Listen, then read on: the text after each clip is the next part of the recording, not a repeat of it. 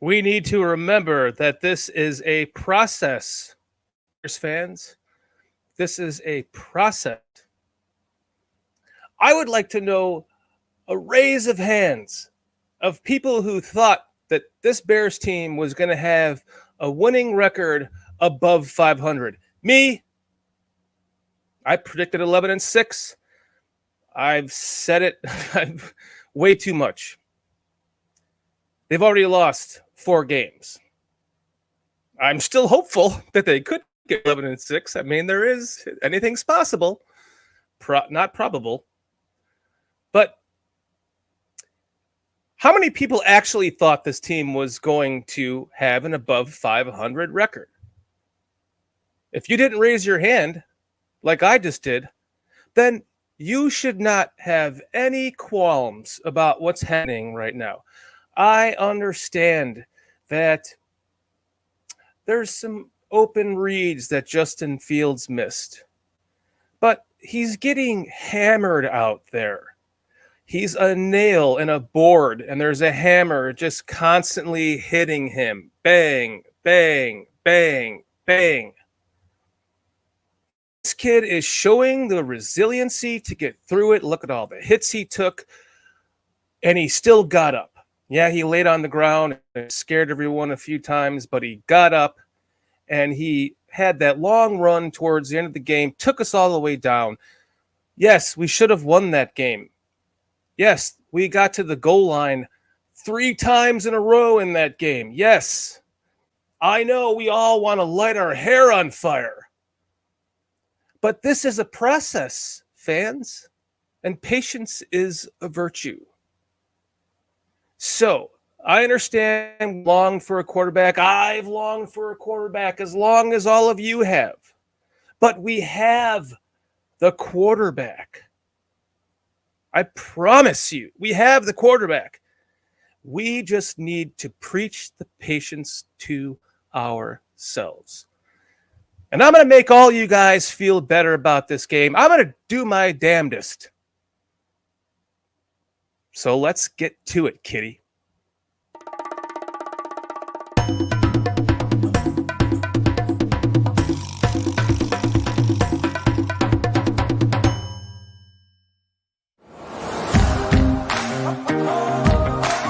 Bears country.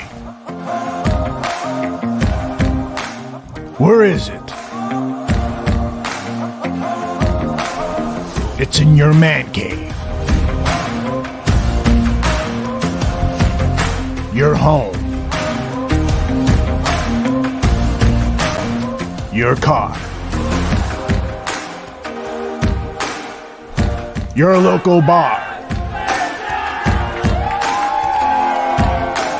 Your city. State. It's across the world.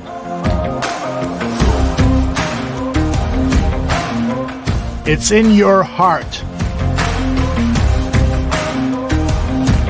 And it's here.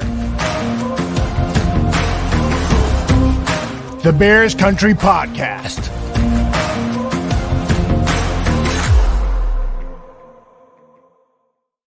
Welcome to Bears Country Podcast. After 12-7 loss to the Commanders last week, thank God it didn't happen yesterday. Gave us a little bit of time to all regather ourselves, kind of just think about this game before we all overreact. And I know a lot of people overreacted. I don't know how many people in chat here overreacted. I know that even I overreacted.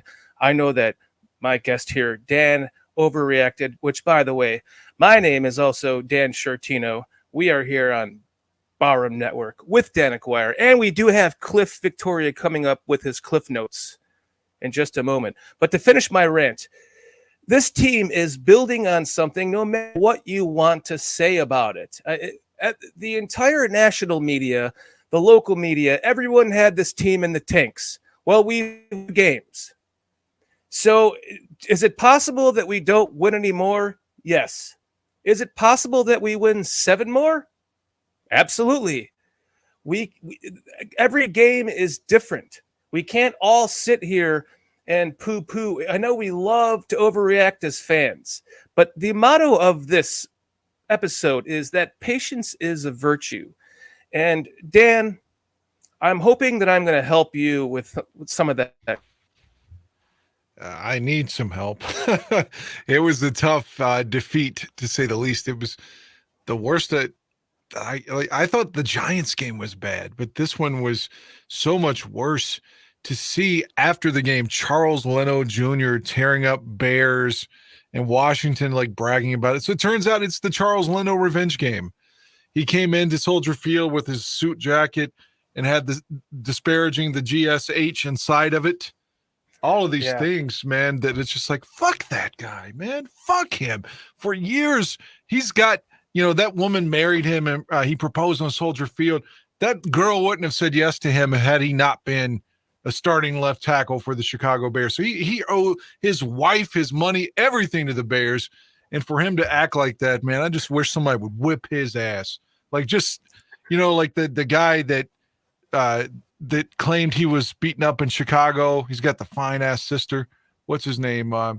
He got convicted for lying and staging his own hate crime. If you know what I'm talking. Do you know what I'm talking about? Jesse Smollett or something like that. Yeah, I wish something. I fuck it. I'll be the asshole and say something like that needs to happen to Leno. Just beat his ass, man. Fuck you, Charles Leno. But yeah, it was a terrible game. And I said after the game I was going to quit defending the Bears.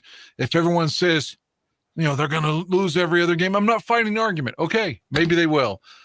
I kind of still feel that way. It was an embarrassing loss when you've got Smith Morset in and getting tripped by Braxton Jones, and it looked like a 1980s Folly tape.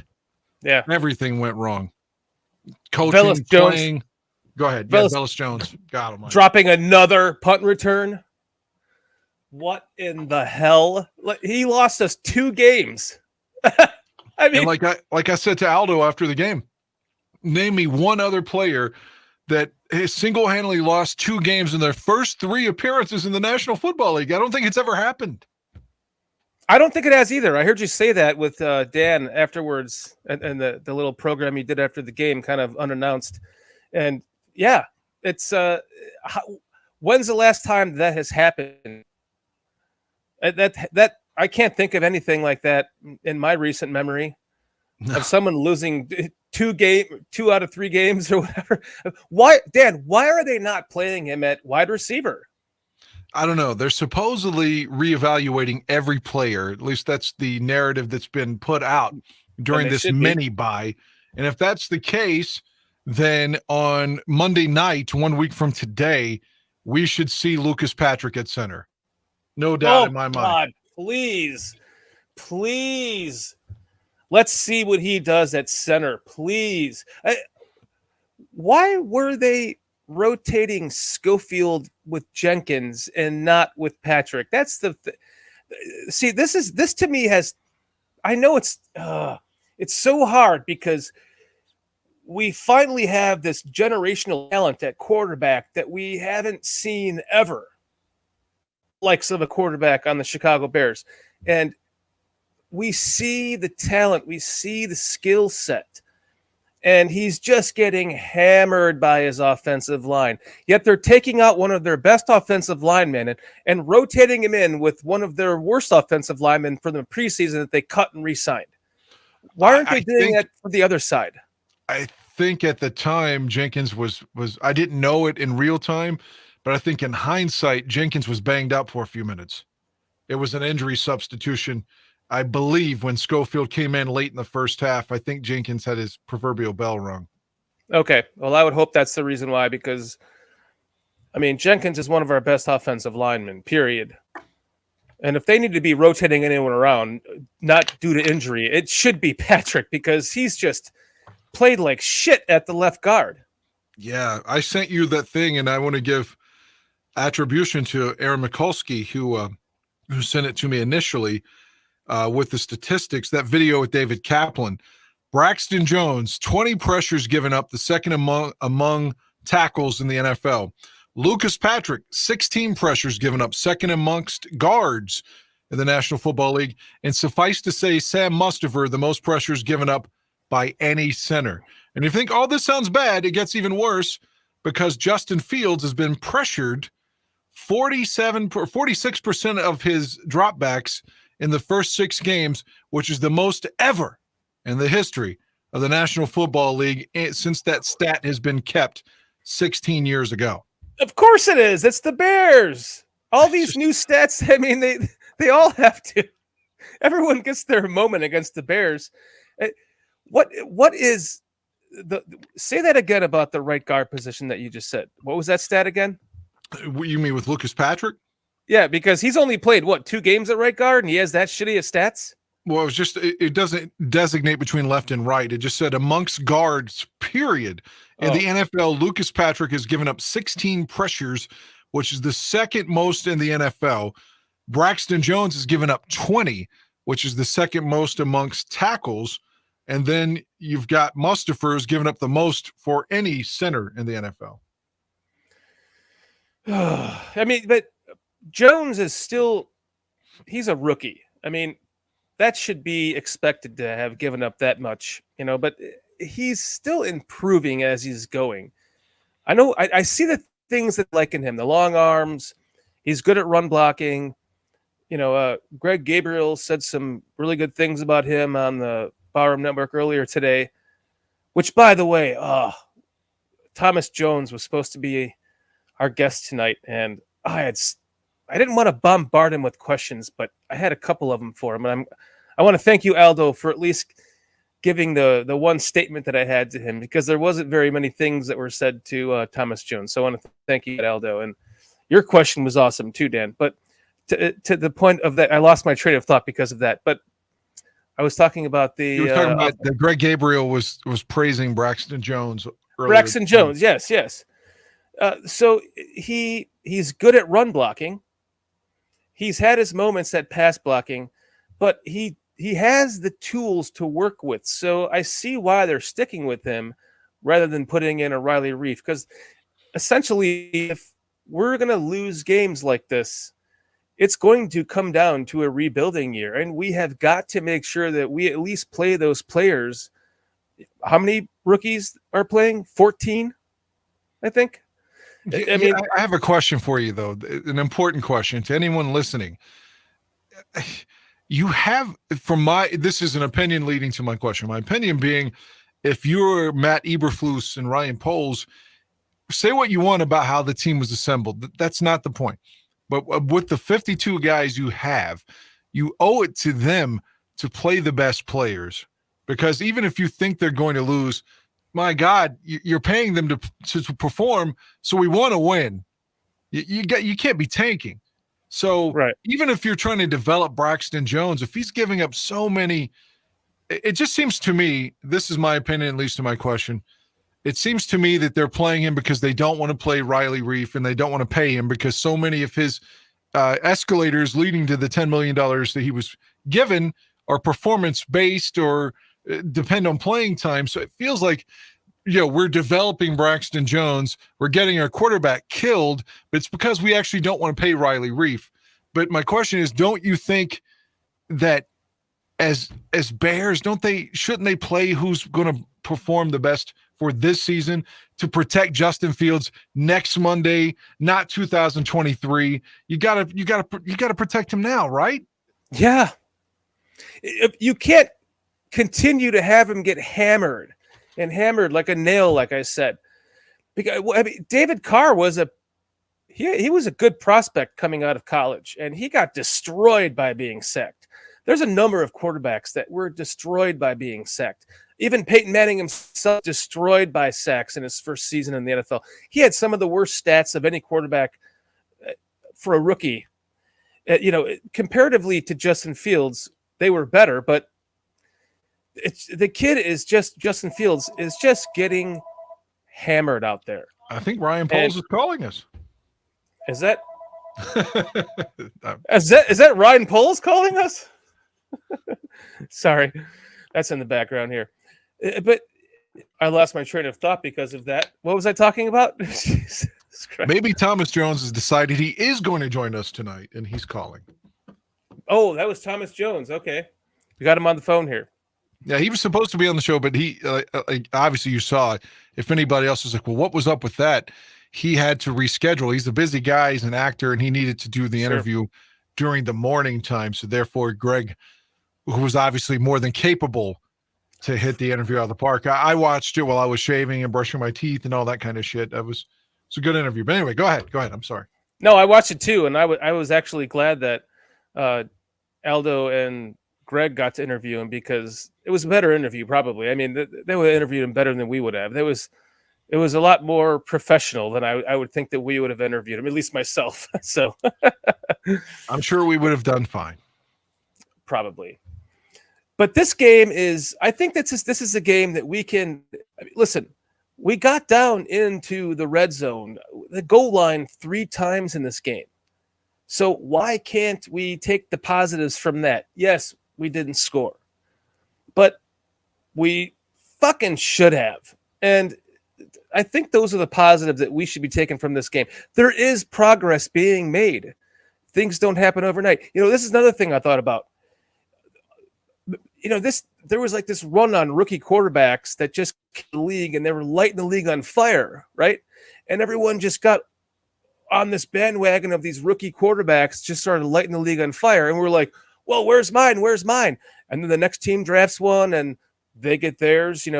Even Josh Allen had some down times and now he's a stud. He was like the 10th pick in the draft. But just because we're not having this immediate blow up of quarterback from Justin Fields doesn't mean that the kid isn't going to be great. I mean, there's plenty of quarterbacks that sat on the bench for 1 or 2 years. In fact, Mahomes was one of them that have succeeded and done well. And Aaron Rodgers is a very good example of that. So you have to take into account Justin Fields is learning a new offense. He's with a brand new staff. He has to relearn everything, all the plays within the plays. There's all these plays within the plays. We heard Coach T talk about this on Dan and Aldo a couple of weeks ago when you were out, that, there's 6 different plays for every single one passing play. And if to defend it, 6 different ways to defend every one single passing play. So when you think about that as a quarterback, there are so many different ways that you have to train your eye to learn this or that based on this or that. And the kid has the skills to do it. It's just a matter of relearning this new offense, new coaching staff, and then he'll eventually start to build upon himself and he'll get better and better and better. I really, truly do believe that. I think that we all need to not light our hair on fire over this 12-7 miserable loss. Well, it's too late for that. But one thing I really want to add, at the beginning of the season, Eberflus said he would play the best 5 with regards to the offensive line. This combination is not the best 5 right now. We do not have to see every practice. We do not have to be members of the Chicago Bears fucking coaching staff. It's not just us. We can watch all the shitty shows on NFL Network or ESPN or Sirius, wherever you want to reference. They'll tell you statistically right now, Justin Fields cannot survive this season with these 5 guys. They have to change something. I don't care if it's like, well, we don't really care about wins this year, which again is bullshit to all 52 men in the locker room. Because if you're a rookie this year and you made the team and maybe you're not going to have a 10-year career, they say the average player gets 3.5 years in the league. Then this is your time to play. Like this could be your only chance. Right. So for every man that's in there, this is their dream. So how can you look at that man in the eye and say, well, we just want to play Braxton Jones because this year doesn't matter? And fuck that. If Braxton's one of the best 5, then play him. And I wish him well. I want him to do well. But I know Sam Mustipher isn't. I know that. When they take the field next Monday night, New England, they have to have a different scenario in that line, or they're just they deserve like a fucking January 6th style attack at Hallis Hall, if they try to bring these same 5 guys out after what, George McCaskey was in the stands against Washington. I don't know if you saw that clip. He was sitting in the 400 level, incognito, just discreetly in the stands. He has to hear the boos. He has to see Fields scraping himself off of the field. You've got to protect him. I don't care if you think you're making the playoffs or not. That's your guy. That's the guy it's going to do. I digress, man. You've got to protect the kid is what I'm saying. I am 100% with you on that. I mean, he's just being turned into a bowling ball, or a bowling pin, I should say. He's on his ass every single play, whether he completes the pass or not. At some point, he's on his ass. Or on his stomach. He was on his stomach a lot against Washington, like having to do push-ups to get up, Mm-hmm. And now there's very slow push-ups, too, because he was so fucking hurt. And now there's this talk about a shoulder injury. You saw him like in the game doing the whole. His left shoulder was bugging him. Yeah, I know. This is the piece that we all know that we need to succeed. And watching him just get murdered out there it's a travesty. It's hard to watch. But they have to get this figured out. You're right, on the offensive line. Coming this next game, it has to happen. It really does. I mean, even if you get blown out, which God forbid that happens against New England, but even if you lose, like Detroit did, because I saw apparently Don and Aldo have something going back and forth right now in the chat room. So even if we lose as badly as the Detroit Lions, Don Burr's team or whatever did, like 29-0 or whatever it was, it's like, at least let Justin come out of the game feeling better physically, like protect the guy, Kitty, you're pulling up Don Burr's stuff? Now he's Don Burr Sr. He's creative. He's kind of like Steve Smith when he killed Peanut Tillman in the 2005 playoff game. He was just Steve Smith, but at some point he was Steve Smith Sr. By the time he got to the Ravens. Yeah. That's true. Yeah. At that point, we were like, who the hell is this guy kicking our ass? Then he became Steve Smith Sr. Right. Well, we have Cliff Victoria that's been waiting in the wings to join us. He's been out with Hurricane Ian for a couple of weeks now, and we'll get his story here. Kitty, do you have the opener for Cliff pegged? Because we forgot to talk about that. I hope you do, at least. She probably doesn't. But if you don't, you can just bring Cliff up.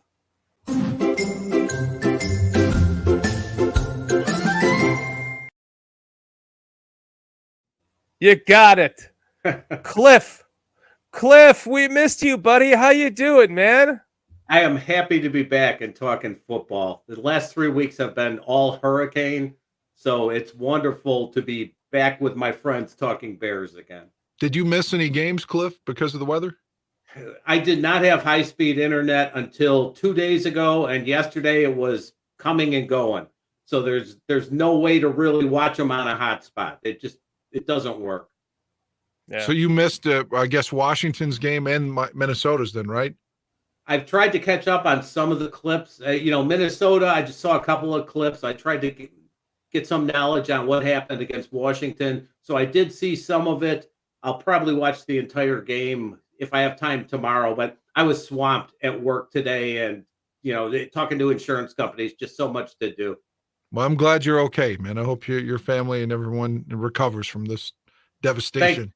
Thanks, Dad. Yeah, my family's all okay. If you want to know what Hurricane Ian was like, imagine being in a tornado for 8 hours. I mean, literally the wind was sideways, carrying huge, roofs and signs and anything you can imagine was blowing sideways for 8 hours. Wow.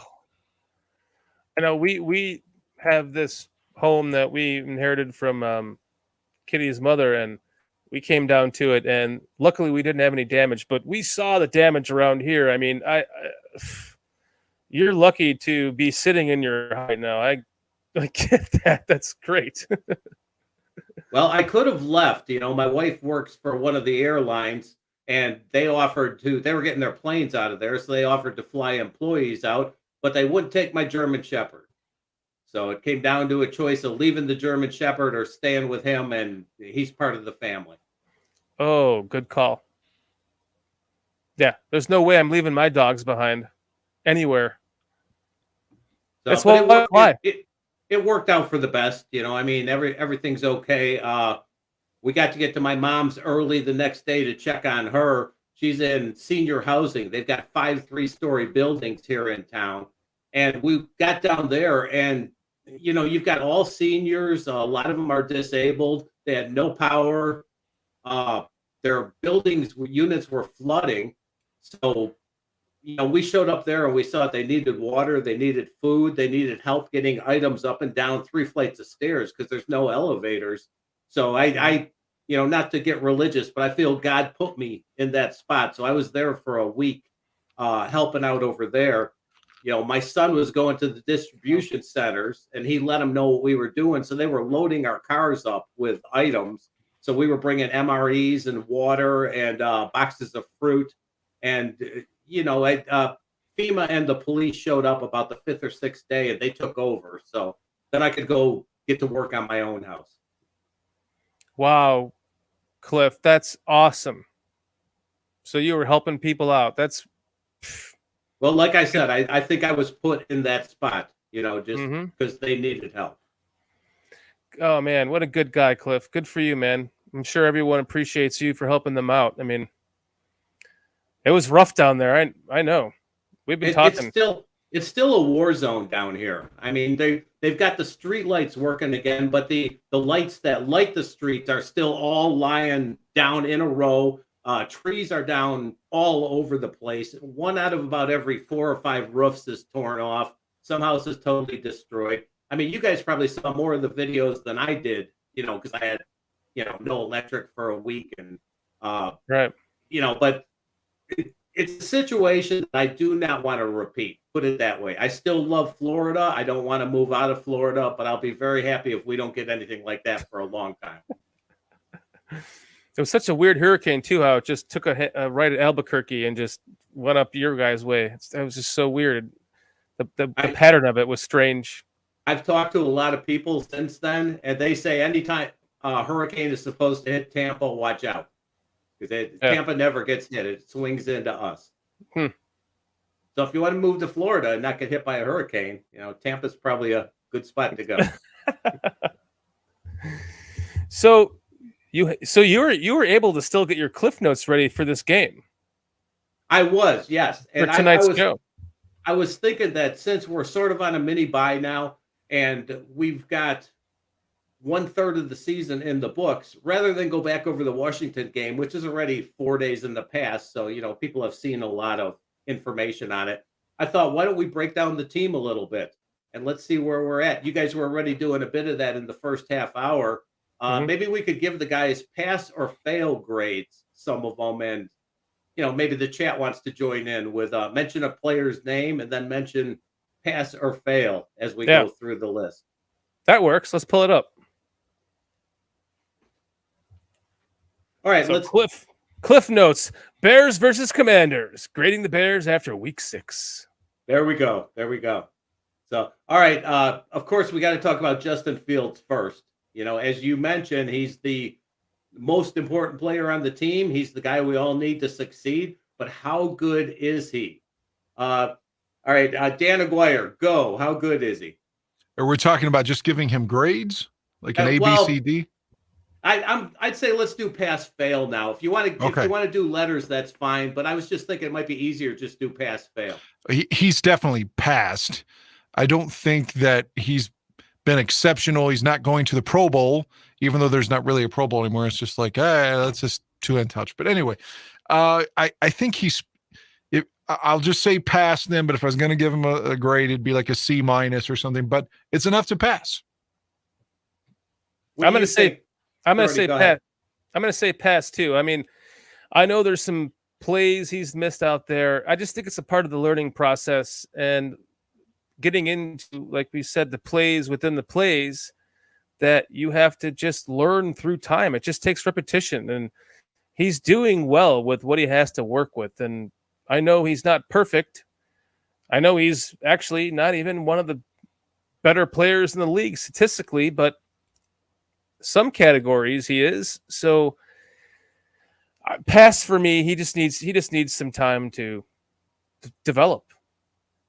Okay, you guys aren't going to like this, but to be contrary, I'm going to give him a fail, and I'll explain why. Oh, please do. Okay, Justin's playing like a rookie. We all know he is. He's playing in his second offense in 2 years, which is never easy for an experienced quarterback, much less a rookie. But part of the fail is he's not trusting his wide receivers. I've been watching some of the all 22 today, and Kurt Warner had a good breakdown on it where he was showing various times that he says, this is NFL open, and the receiver is just going to make his break. He says, throw the ball now, and Fields is holding the ball. So he's waiting for the receiver to break, get a little open, and then try to throw it. And that's adding another second to his time in the pocket, which is adding to his woes. I think the offensive line is definitely partly to blame, but Justin needs to step up his game too and just trust himself, trust his receivers, and hopefully the receivers are good enough that he can trust them. If you watch the all 22, they do seem to be open for periods of time. So I'm just giving him a fail because he's playing like a rookie. And I'm saying at this point, he's a failure, but that's not to say he won't be passing in the near future. I will add to this by saying I do see that he is holding on to the ball too long, and the fact that it seems like the play, you can see that he's not throwing the receiver open. So when he sees the receiver is about to be open, it seems like he already realized he missed his window, and then he holds on to it and he moves on from it. He needs to have already thrown the ball to get the guy open and, throw him open. For example, Dan, we talked about this last week, the pass interference call that wasn't against, what was it, Dante Pettis in the end zone. Oh my God! At the very least, that's illegal contact. Right, and that ball is something that he should have just thrown the ball. No, it wasn't Dante Pettis. It was Darnell Mooney. Sorry, Darnell Mooney made that beautiful move, and then he got open in the end zone. And you're talking about the one against Minnesota, then, with Harrison Smith, right? Sorry, yes, Harrison Smith. That's what I'm thinking. Well, Pettis had the one against Washington that should have been called on 3rd and goal at the end of the game. Like, there's no way that's not. I mean, he's all over him. I don't even know the defender's name, but so there's two right there that if Justin Fields is anybody else with more name recognition, his receivers get the flag there. Yeah, but one play on the Mooney play that we're talking about, if he just would have thrown the ball a second earlier, Mooney would have been open, and Harrison Smith wouldn't have been there to block up that play. Mooney catches it. I don't want to sound too negative, but Mooney had a chance to win the game Thursday night. All he's got to do is not bobble the ball.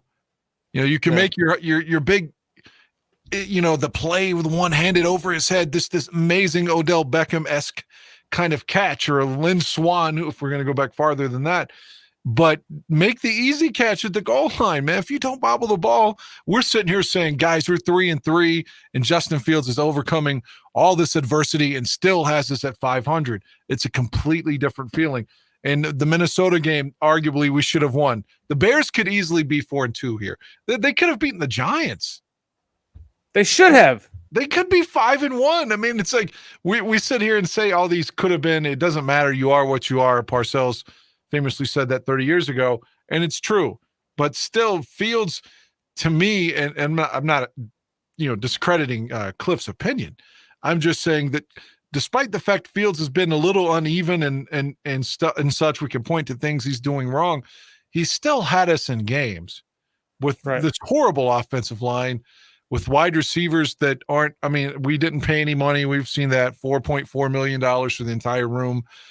All these things we can point to that's going wrong, and he still has had us in position to win almost every game, including the Green Bay game, because if he scores, which he did, and of course he didn't, wink, wink, if he scores there, we're in the game again. We're literally in every game. And even though it's been frustrating and we're 2-4, I mean, if you told me going into the year we're 2-4, but we're in every game and Fields is still technically healthy, I would say, all right, I'll take that. And I'll throw out the fail grade was just because, just to add a little bit of devil's advocate to it. Sure. I do see a lot of things with him. He's great with his legs. He does make good decisions when he gets out of the pocket. He's got a QB rating of about 120 in the pass game when he's out of the pocket compared to 60 when he's in the pocket. So when he gets on the move, I mean, he makes good plays. Unfortunately, you can't leave the pocket every single play. So, all right. His pocket's breaking down around him, though. Correct. And let's move on to that. Let's move on to the O-line, the studs and the duds. So, and I would say an easy pass would be Tevin Jenkins, and I don't know why he's not getting more playing time. Why do you guys think we're seeing the musical chairs with the players instead of the top 5 being in there every play? I think at first they were trying to get Lucas Patrick. This is just my opinion. I'm obviously I can't confirm this, but I think at first it was Patrick was hurt in July and didn't have any camp. So early on, they were just trying to get him into quote unquote football shape. That is my theory to why they were rotating early on. And like Dan and I said before, I think I saw a report on Twitter that said that Jenkins was hurt momentarily in the second quarter, which brought in Schofield, and eventually he returned. So I think it was out of necessity on Thursday night. But before that, I think it was to try to get Patrick in shape to be ready whenever they ultimately make the move to center, if they do. Now, I think that's I'm just agreeing with you, Dan. I think that's what they were originally doing. I don't know what has been with the other, unless it was injury, like you said. I mean, but the duds definitely, the studs would be Jenkins for me, and the duds would be Patrick at right guard. It hasn't been fun to watch at all. And I think that's a problem, is that Lucas hasn't been looking that good when he's at the guard position. I'm hoping that he's much better at the center position, because we all know that one of the duds is Mustipher. He needs to be off the field. Yeah, I agree. Wholeheartedly. And it's not personal. I have no reason to not like him. It's just every time I see him, and I'm a nobody. So if I can sit in my living room or on my phone, as it was on Thursday, and see that you're giving up pressures like every time that there's a play, I mean, everybody else is seeing it too. You're the weak link, dude. I'm sorry. He's got to go to the bench. I mean, in fact, I don't know if Lucas Patrick hadn't gotten injured in July, if Mustipher even makes the team. Like, that's how poor he's played. Oh, that's an interesting thought. I like what J2K just the question that J2K just brought up. Can you pull that back up, Kitty? Patrick has never played well at guard, but who do we replace him with if he moves to center? I want to know why they haven't put Ja'Tyre Carter at guard yet. Why? I don't know. You also have the element of Alex Leatherwood as well, if they want to try him at guard. I don't know. I mean, right. I'm sorry. I don't care at this point. I mean, it could be one of us at left guard. It can't play any worse than Mustipher, Also Schofield, he's still out there right in the wings. Mm-hmm. So they do have options for that, until Cody Whitehair comes back. Their tackles, the tackles were not doing their job in this past game. So I don't know about pass fail on the tackles so far. What do you guys think? No, I'm failing. I like Braxton Jones. I hope he'll be a good player. I'm rooting for him, but the 20 pressures being second most in the NFL, he's failing. And I don't have those statistics for Larry Borum, but I don't see Barroom playing much better either. So I'm going to say fail for the tackles. I'm going to say fail for every position on the line. And again, Tevin Jenkins has been, from my bum eye, just a guy that's just sitting in, doesn't know what he's talking about, just a fan. It looks like Jenkins has been our best lineman so far. So I'm going to give Tevin a pass and everybody else a fail. Well, what is the fan eye seeing, everyone? The fan eye is seeing a hammer just pounding Justin Fields' head into the fucking turf. That's what they're seeing. So something is wrong with the offensive line. Right, I agree. It has to be fixed. And Now, I know what you're saying, Dan, about the left tackle. The 20 pressures. At some point, I mean, I know they don't want to probably destroy the kid's confidence by pulling him up, but at some point, if it keeps up, you just have to move on and go, listen, we can't get our quarterback killed. We can't. Now, Swifty made a good point in one of his videos today.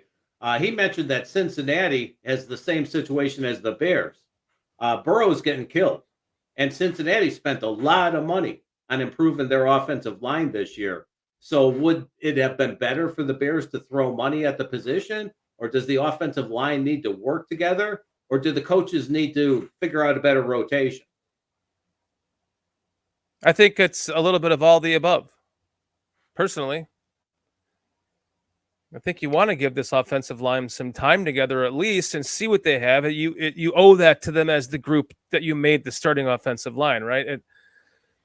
But at some point, if it's not working, you're going to have to try to kind of mix it up a little bit. And I don't know if that's what they're trying to do if Schofield came in not because of an injury, if Dan's incorrect. But even before that, Natcher coming in at right guard, it just didn't make sense. Just unless you're just trying to give them the reps. But I don't know. At some point, this has to get fixed. It has to. You can't play favoritism, right? With we want this guy to be good, so we got to keep playing him because it's at the cost of your quarterback. It's at the cost of your best player, keeping him healthy.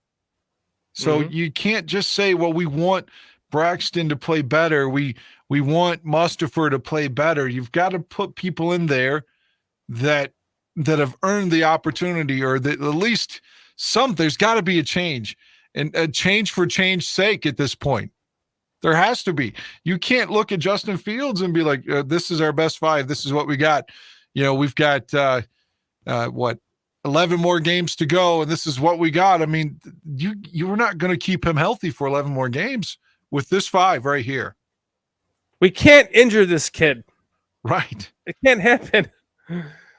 Now, to say something nice about the offensive line, they are doing very well at run blocking. So run blocking is easier, but how can they be good at that and bad at pass blocking? This offensive line coach needs to improve that aspect of the game.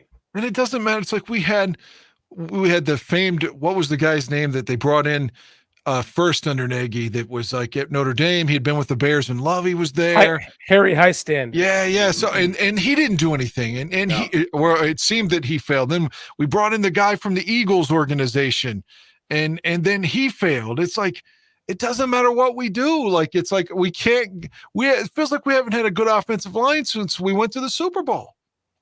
Well, like you're saying, which was Harry Highstand. Exactly. Like you're saying, Dan, Tevin Jenkins is the Bears, one success, and he was a second-round pick who was supposed to be a first-round pick. And a guy we were trying to trade, or allegedly. Yeah, I don't believe that still.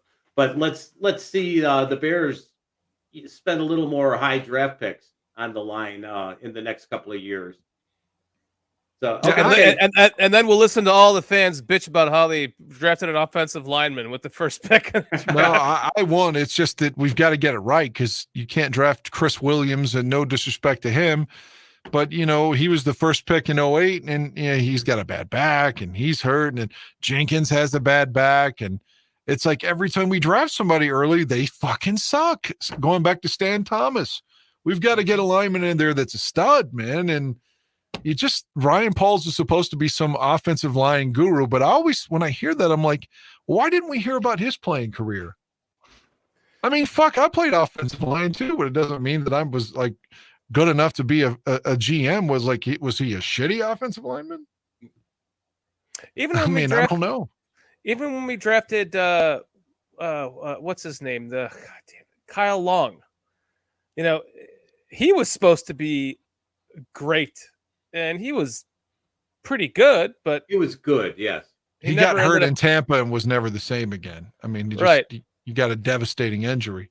He was like that one hope at, first string, or I should say, first round draft pick offensive lineman that we had in a while that we thought would succeed. And he got hurt though. I mean, everything was going well when he was the starting right guard. Then they moved him to left tackle a week before the season started. Instead of giving him training camp and trying to assimilate him properly, the Bears, of course, do what the Bears do and moved him like right before week 1. We've got 6 days to get Kyle ready, which made no fucking sense. He gets hurt and he never is able to come back from that. But don't forget, at one point after Jay was gone, there was like a season where Kyle Long was like the quote unquote face of the franchise, which is, he really was. I mean, he was, because he had nobody else. I mean, Alshon was gone and Forte was gone and Cutler was gone and Brandon Marshall was gone. It was just like Kyle Long was the most of the Bears players had the most notoriety. Yeah. All right. Well, let's move on to your Cliff Note number 3, Cliff. Okay, on to the running backs. This is an easy one. We like our running backs. I'm going to give them both a pass, and even Ebner, I haven't seen that much from him yet, but we'll throw him on the pass side too. Now, the question for you guys is, who's number 1 in 2023? Well, right now, you'd have to say it's going to be Herbert because they haven't re-signed Montgomery, which is a travesty. But I would give both of those gentlemen passing grades. By far, they're A's. At the very least, they're B pluses. But Ebner, whom I like so much in the preseason, I would say he has failed. Ebner's not looked good at all. I would say Ebner has failed. Herbert and Montgomery have passed. I don't see them re-signing Montgomery. So I would think that the next running back in 2023 would probably start off being Herbert, with the second back being someone that they drafted. That's my guess. You're probably right, and I hate to hear that because I think David Montgomery it gives us everything he's got. He's got heart. He's got power. Love him. I think he should be re-signed, but I believe you're right. He'll probably be allowed to walk, and he'll go to Minnesota or Green Bay, and we'll fucking hate him. I said when Thomas Jones was on with Aldo this morning on the Greg Gabriel show, I just put my comment in there. My comment to Thomas Jones was that I thanked him for being, for giving everything that he had to the Chicago Bears. And I told him that he was one of my top 4 favorite running backs of all time for the Bears. And David Montgomery is up there with him. I think Thomas Jones is my 3rd, but Montgomery is probably my 4th. So who that's you going with second? Forte. Oh, I didn't know if you were just saying like Sayers, even though we didn't get to see him play. If you're only talking about people we've seen, yeah, I'm going in my lifetime. Well, definitely Walter. There's no question about it. Yeah. Is at the top. Nobody beats out Sayers and Walter for older people. Yeah, right. But for my top 4 favorite of all, I don't include Sayers in that just because I never saw him play and his career was shortened, although he still made the Hall of Fame. But for the eyes that I've watched with, it starts with Peyton and goes from there. I don't know if I'd put Forte second, but maybe I don't know. I loved at the time. I loved Neil Anderson, but I didn't realize how much he. I did like Raymond Harris too, but just Neil Anderson didn't train in the off season, which is just maddening. Like especially when every year he's hurting his hamstring. That was the first jersey I ever bought, Dan, was a Neil Anderson. I'm right there with you. It was a real jersey. It had the pads and everything. It was an expensive jersey. I bought it as like a however old I was. I And loved that thing.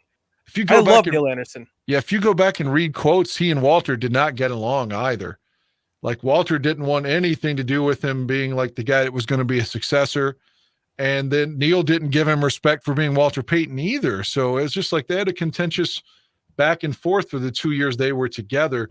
I thought Muster was really good, but if he could stay healthy as a fullback, I loved Anthony Thomas. Love Thomas Jones. I'm going to put Thomas Jones second. I think Thomas Jones was better than Matt Forte. I'm going to say Walter and then Thomas Jones for sure. Wow. Awesome. He's my third. opinion. He's third for me, but I mean, I see the argument to that. Thomas Jones was running over 8-man fronts in 2005. Matt Forte was more of a get him out and on a wheel route or just a screen pass, and he can take it to the house, which is great. Don't get me wrong. But Matt Forte's not breaking anybody's tackles. Thomas Jones is bursting through the line with 8 people up front. And it's a travesty that after the Super Bowl, what we thought we could do to get better was to trade him for nothing to the Jets. The Bears had other needs besides running back. They had Thomas Jones. He was a good running back. And then they draft what's his name? Dan? Cedric Benson, which Cedric is what Benson. That was my largest takeaway from the Gabriel thing today, was that I didn't know, or maybe I did and I forgot. I don't think I knew that Lovey was the main backer of Cedric Benson. That's a huge mark on Lovey between that, and forcing Ron Rivera out and putting his buddy in, Babbage is the linebacker coach. Lovey did a lot to undo all the good things he was doing in Chicago, which is so unfortunate. Sure. All right. And, anyways, go ahead, Shorty. No, just to say that, and Dan, I'm there with you with Rex Grossman. When they did them, I turned to my girlfriend at the time and I said, "This kid is going to take us to the Super Bowl. I promise you." And then he got injured. Then they got injured, and then that draft comes along, and they had Aaron Rodgers, who was supposed to be the first pick in the draft, falls to number 4. It's like, well, why not take a quarterback here when we don't know what we have in this quarterback, and we know what we had? Thomas Jones is the 7th pick in the first round, a couple of years before that. In front of Urlacher. And this kid, I was very excited with that signing of Thomas Jones. Then they draft Cedric Benson. I'm like, what the? That was the one mistake that entire franchise made, that regime made, was they fucked up on the quarterback. If they would have just taken Aaron Rodgers there could be 2-3 Super Bowls under our belts, their belts, I should say, with that defense that they had. I mean, every time we draft a running back, it's like they could have drafted Randy Moss in 98, but they took Curtis Enos. And again, Curtis could have been a good player. He got hurt. Like a devastating knee injury in his rookie year. We'll never know. But he finished the game. I remember he finished the game with a blown knee, and he was kneeling on his knee, on the sideline between plays on a blown knee, and then he goes out there and played. He earned my respect for that. For sure. But I'm just saying, but we'll never know how good he could have been had that. Because in 99, he came back and he played the whole year, but his knee just wasn't he just wasn't there. And in 2000, they tried to move him to fullback. And it's just after that, he's gone. He's out of the league. The guy's working night security somewhere now. I saw a story on him a year ago. I mean, it's so unfortunate that he's just a regular dude now, I think it's safe to say that the Bears have had a long line of good running backs, although some of them never developed the way we would have liked them to. I really like Montgomery. I hope they end up giving him the money because I think he's a fantastic running back, and I think the combination of him and Herbert is something special. So we'll have to see what happens with that. But I agree. Go ahead, Cliff. Sorry. I was going to say I agree with you on definitely on the passes for the 2, and Ebner we'll just have to see. Give him a little more time. I just want to say before you moved off the position that one guy we should also acknowledge who was in the building, but kind of Greg Olson, we just maybe he doesn't fit in what we're trying to do. So go ahead, Jordan Howard, just leave. You're setting rookie rushing records for us for most yards as a rookie, and you can run over people and be a bowling ball.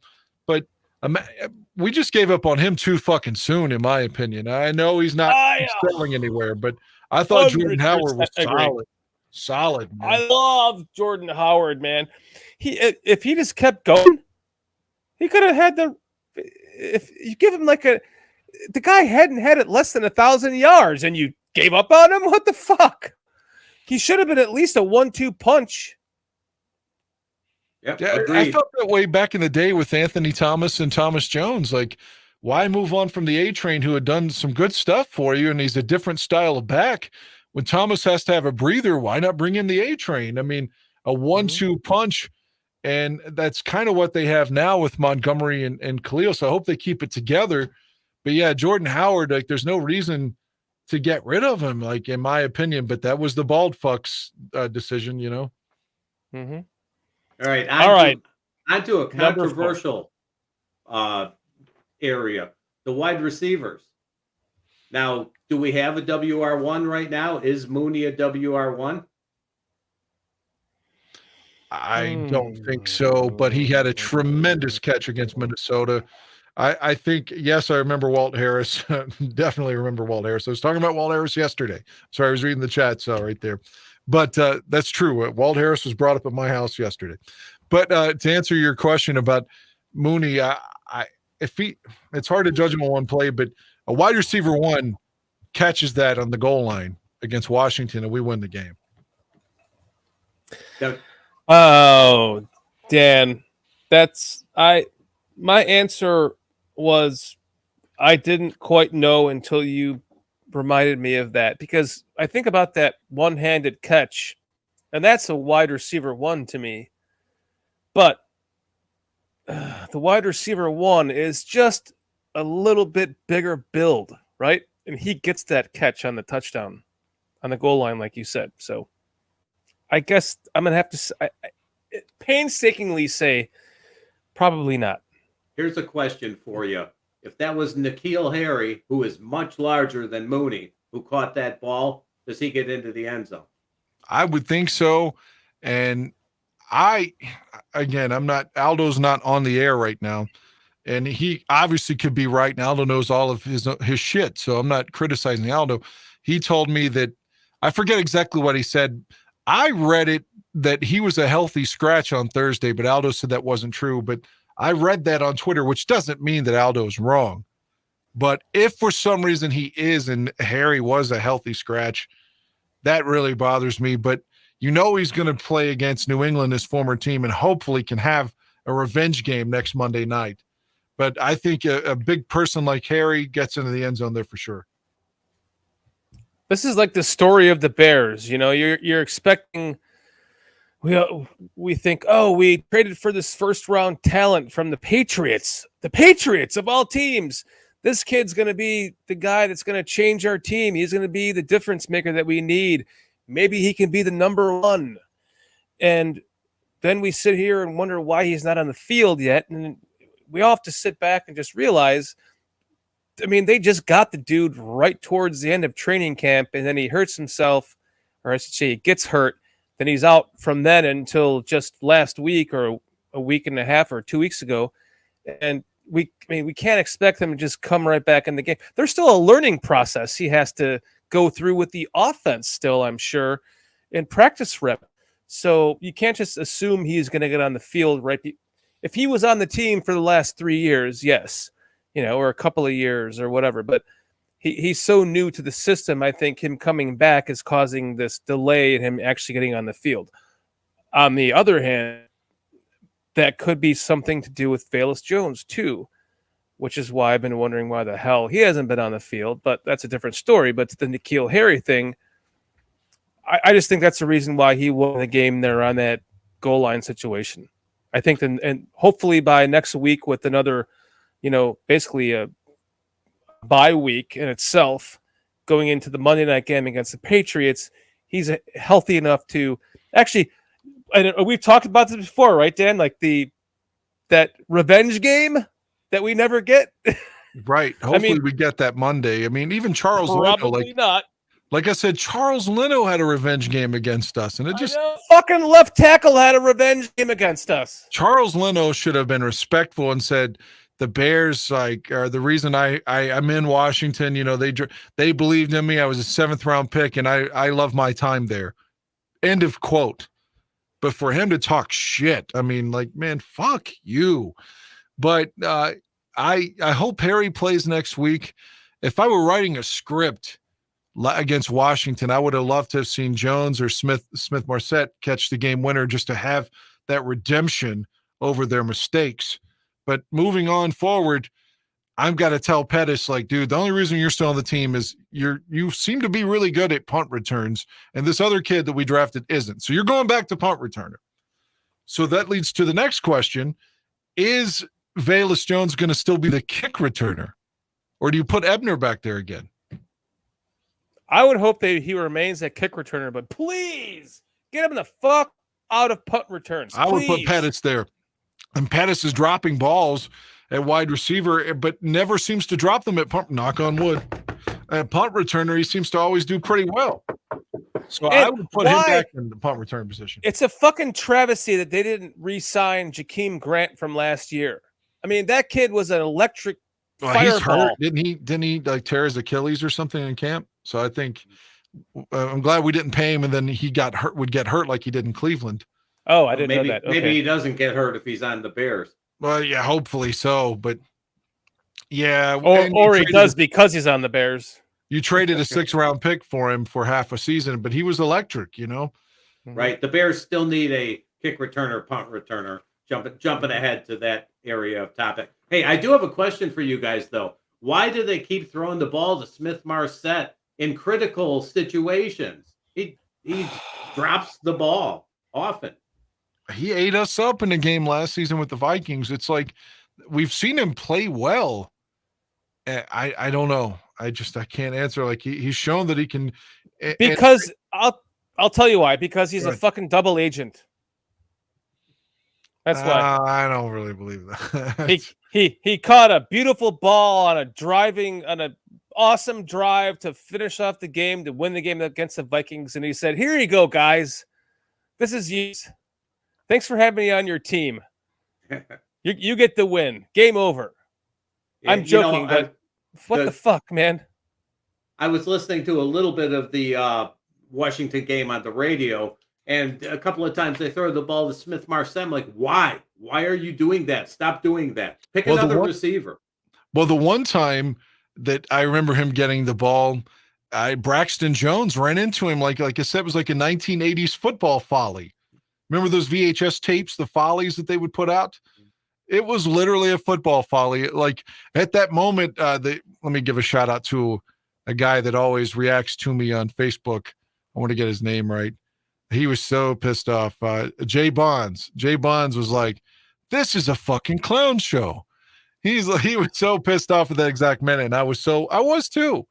Just like, God damn, man! It looked like that they had no coaching, no preparation. Like, who are these guys? Like, they're falling down over each other. It was an embarrassment. It truly was. All right, now one last question here for the wide receivers. Equanimous or Pringle? Wait, hold on a second. Okay, go ahead. Are we on to the wide receivers yet?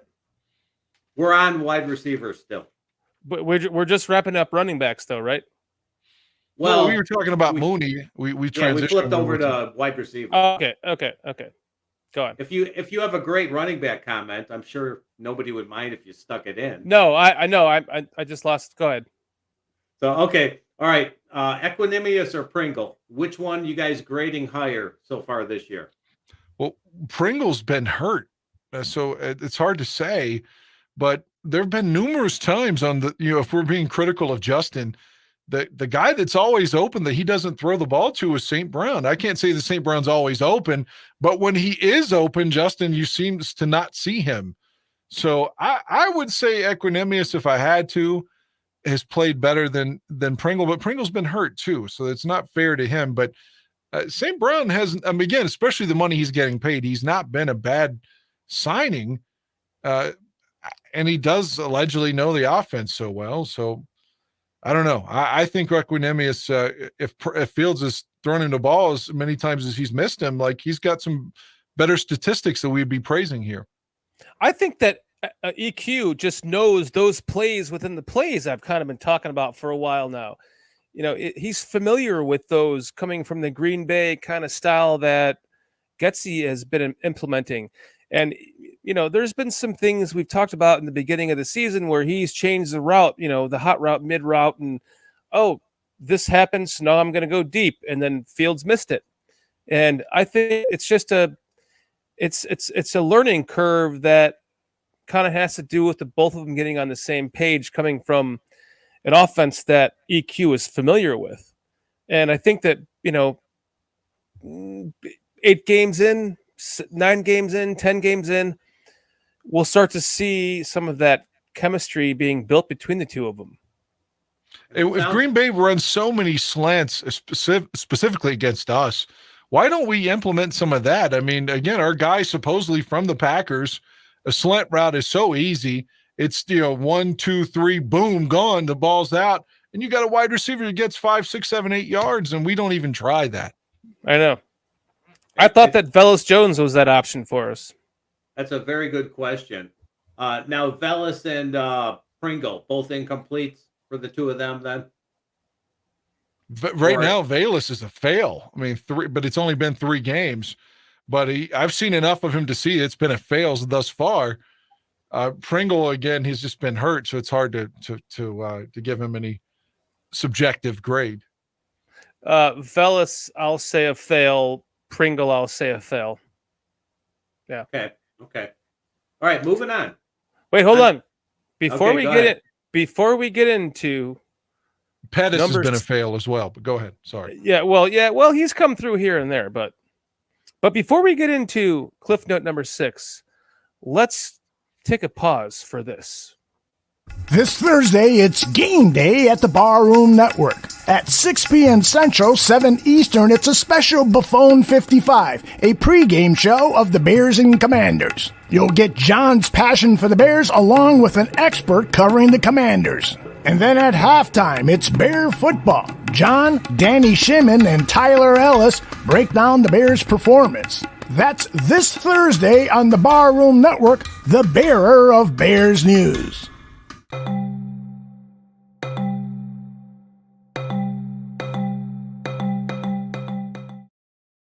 That was an obsolete promo. Well, welcome back to BCP. It looks like Shorty took a moment off here. So, Dan, sir, let's start the tight end talk here. Is Kmet the future? What do you think about his performance so far?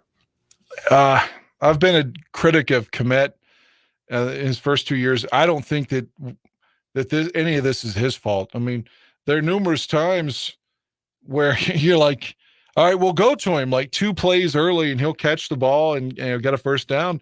And then there's not even a throw to him the rest of the game. So I'm going to give Kmet the benefit of the doubt, and I've never done that. And I like the guy. He grew up a Bears fan, so I want him to succeed. And I thought he was not very good his first 2 years, but the Bears are letting him down right now, and it's not his fault. They're just not targeting him. Maybe that's Fields' problem, but you heard that they had so much chemistry in the offseason working out together. But maybe it's the offense too. Like maybe Getsy's got to draw up some plays for him. I'm going to give Kmet the benefit of the doubt and say that he's done enough to pass, even though statistically it doesn't look like he's doing much. I just think it's the Bears doing him a disservice, honestly. I agree with you 100%. Another point is, Shorty's back. Another point is that the Bears may be using him, keeping him in to block rather than getting him out in as many routes as he should be going on. But it seems like they start him off at the beginning of the game with some plays scripted for him, and then they forget about him. Yeah. My overall impersonation of your Kmet we're talking about, I assume. Sorry, I had to pee. But he's not. I thought he was going to be a lot better than this, and he's just not standing out. He's not getting himself open. I think he's lacking that level of the hips that you need in that tight end position. That I don't know. I thought he was going to be better. I thought this would be the breakout year. I thought this was going to be the Mooney Kmet year, and it would be the Batman and Robin and whatever duo you want to add to that. You want to call him Catwoman? I don't think it's Komet's fault, though. I really, like, in the goal line situation, when we had Greg Olson, a lot of times we would split him out almost as a wide receiver and run a fade route with him. Why don't we do some shit like that with Komet and get a disadvantage, like someone on him that's smaller than him, and try to put him in that proverbial box out position? I just feel like the Bears aren't running enough plays for him, in my opinion. Even if you look at that play, the interception that Justin Fields threw when he just threw the ball right into the guy's helmet, that play, when you look at it from the other angle, the behind zone angle, it almost looked like he wasn't going to get open enough anyway, and the ball still would have been intercepted. That's an arguable point. That I saw. Well, that's an arguable point. Like I said, I'm not Komet's agent here or anything. I feel like we get him 2 balls early, and they're like, okay, well, that's it, Cole. You're no more targets the rest of the game. All right. Agreed. Here goes the question real quick. I don't mean to take your segment, Cliff. No worries. There are people that I've been seeing. I didn't watch the shows nationally, but I've seen the clips retweeted. There are people saying that the tight end was at fault on Fields' miss in the end zone, that he was running too slowly and that his hips weren't turned the right way, and that he was supposed to be in the spot where Fields threw the ball Thursday night. I don't know how to interpret that because I'm not a quote unquote expert, but to me, that's on Fields you got to see where the guy is. I mean, that's a throw any of us could make, right? He's wide open and it's 2 yards away. Well, what do you think? He was like so wide open. It reminded me of the Dante Pettis wide open pass in the San Francisco game that I was worried that it was so wide open that it was almost going to not be completed. Right. The guy would just flat out drop the ball, or he would overthrow it or something, because you see that, you're like, oh, it's so perfect. What do I do with this? Oh, don't fuck it up. Oh, I fucked it up. It's almost like that's one of those things that happened on that play. I actually watched that play, and Fields' arm. All right, when you throw a dart, sometimes you don't follow through. Fields' arm stops. It doesn't follow through. So he's aiming the ball. He's not throwing the ball.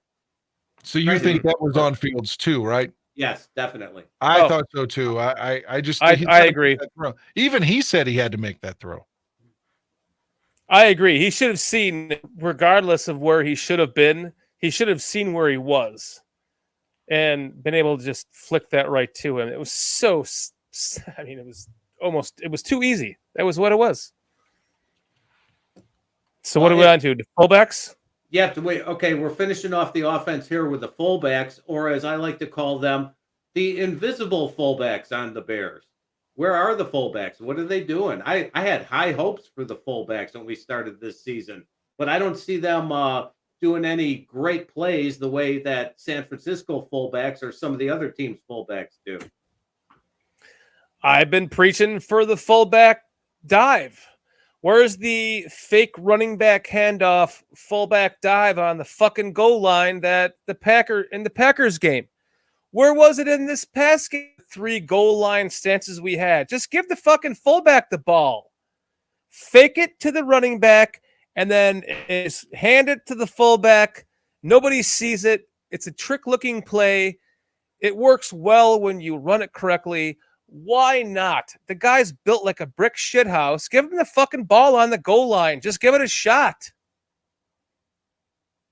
Now, did you guys see Sunday Night Football where Hurts on his quarterback sneaks? They get everybody all close together. He gets up there, grabs the ball, uses his strong legs, and 2 people stand behind him and push him. Yep. I've never seen... It's been a long time since I've seen a play like that, and it worked every time. They designed it with a motion for the guy to come in motion and then stop right at the snap and then go push him right in the back. Mm-hmm. It's beautiful. Yeah, get the fullback in there doing that, if nothing else. Push your quarterback. Everyone was shitting all over Jalen Hurts, just like they are Justin Fields in his first 2 years in his career. And now look what's happening with him. They're fucking undefeated. They're the only undefeated team in the league. So they're doing something right with that kid. They're working around his talents. They're making the kid better. God, why can't that just happen to us? It may. When?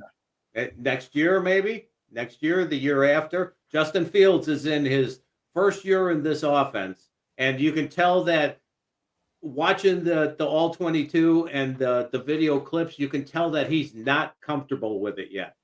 So let's give him time. Patience is a virtue. Yeah. Are you there, Dan? Dan, not me, Dan. The other Dan, Dan Aguire. Are you there? Are you there, Dan? I'm back. I left a note in the chat that I was going to piss. I'm sorry. Oh, okay. I apologize. I'm back. What was the question? I just sat back down. I'm sorry. Oh, we were talking. That. We were talking about fullbacks and how Philadelphia, Justin Hurts grabs the ball and two people push him from behind to get the first downs or get across the goal line. And why can't the Bears do something similar and have their fullback push Justin forward? Well, how do you say that guy's name again that we have? Blazin? How do you say it? Blasingame. Blasingame. Yeah. When he's been in there, I've liked him myself. I think we could go a little bit more I formation and utilize him more. I don't, like you said, the Philly comparison. I don't know if he's that good, but man, I like him. He looks okay to me. I would give him a passing grade, even though they haven't utilized him. It's like the Bears don't know how to use what we have, or we don't utilize people to their strengths at like every position. When we get to the coaching segment, that's a very good point to bring up. Touche. All right, now we're on to defense. Yeah, you guys ready to move on to defense? Did you want to bring in? Oh, okay. All right. Let's start with the defensive line. Who stays next year? Who goes? Okay, let's start with that. Who do you guys? Who stays? Like? Yeah, who do you like?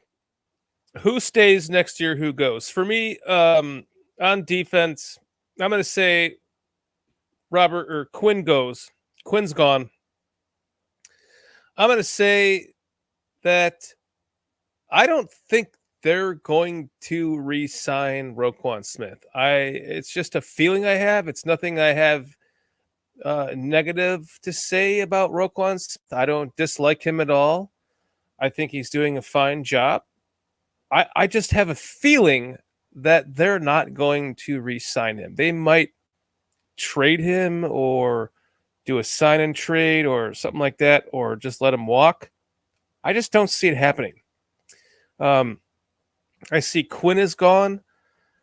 All right, how about defensive pack or El Kadeen Muhammad? Why is Go ahead. I think Muhammad will be here because of the contract, but to Travis Gibson, that point, he's shown some signs this year of flashes, but hasn't been consistent. I don't know. He's coming up on that'll be his fourth year next year, right? So they might just let him play it out. Yeah, I think the defensive tackle position is the one I'm thinking is the most going to be cleared out. I like Watts. We haven't seen him enough. The dude from Minnesota that we got that's wearing Akeem's jersey. I like him. The times he's been in there, he seems to, again, maybe someone else can point out some film that I haven't watched or something, but the few times he's been in there, I like his size and ability to stop the run. I think Dominique Robinson has shown some flashes as a rookie. He's going to be back, obviously. I don't know about Watts because they just got him in September, but I'd like to see him back. And Gibson, again, he's one of our draft picks, so I think he'll be back. I, like you, Dan, feel like that Roquan has overstayed his welcome, so to speak. That's not to say that I don't want him back, because I do, but I think – but they have all that money, too, as we've heard. So maybe they do work a deal out. But if I had to – you put a gun to my head right now on October 17th, 2022, I think maybe Roquan's gone. Although Roquan, of course, is a linebacker. We're talking D-line. Yeah, I think Robert Quinn is – to be 6 games in without – does he have a sack? I don't even know. Yeah, I'm not sure. I've missed the last couple of games. Roquan has a sack, yeah. Well, I meant Robert Quinn. I'm sorry. Robert Quinn has a sack, yes. Yeah, but he's just been the invisible man this season. He's been extremely disappointing considering how much he talked about the 4-3 was his strength, his forte, and that he liked being a defensive end versus a linebacker. Then where have you been? So I think Quinn's gone, but I like Watts, and like I said, there Gibson and Dominique. So I like Watts too. I think if you put a big pig next to him at the nose position, and let him, get that free range at the 3 technique, I think you put like a Ted Washington next to him, or a Vince Wilfork or something like that. You that's what that defensive line is missing, is that 350-pound fucking pig at the defensive tackle position. And if they can find someone, whether it's free agency or the draft, they can plug in there. That's going to help that Watts kid for sure. That kid has some potential. What about Blackson? He's another one that could be gone, I think. Angelo? Probably. Yeah, I think based on contract, I think he's probably gone too. I mean, everything resets every year. I haven't seen anything from Muhammad at all. No. I'd be playing Gibson over Muhammad right now. Yeah, for sure.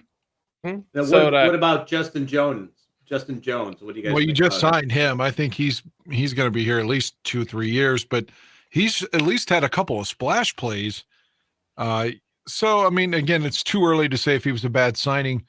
He's been okay, I think, but I think he's back next year for sure. Yeah, I think Jones has been okay too. I think he will definitely be back because of his contract. So, I've got one question in my notes here. Who do you guys think the Bears are going to go after? What position with the first-round pick? How about if we got a 3 technique, somebody like Georgia's Jalen Carter? What would that do for this defensive line? I mean, you have to talk about what the number of the pick is. You're probably talking top 10 to grab him. Yeah, I mean, if they continue on this path that they're on, I think that the first pick in the draft will definitely be a technique if they have it there. If not, it'll be a wide receiver, or hopefully a lineman on the offense, or an offensive lineman of some sort. I think Whitehair's probably gone after this year.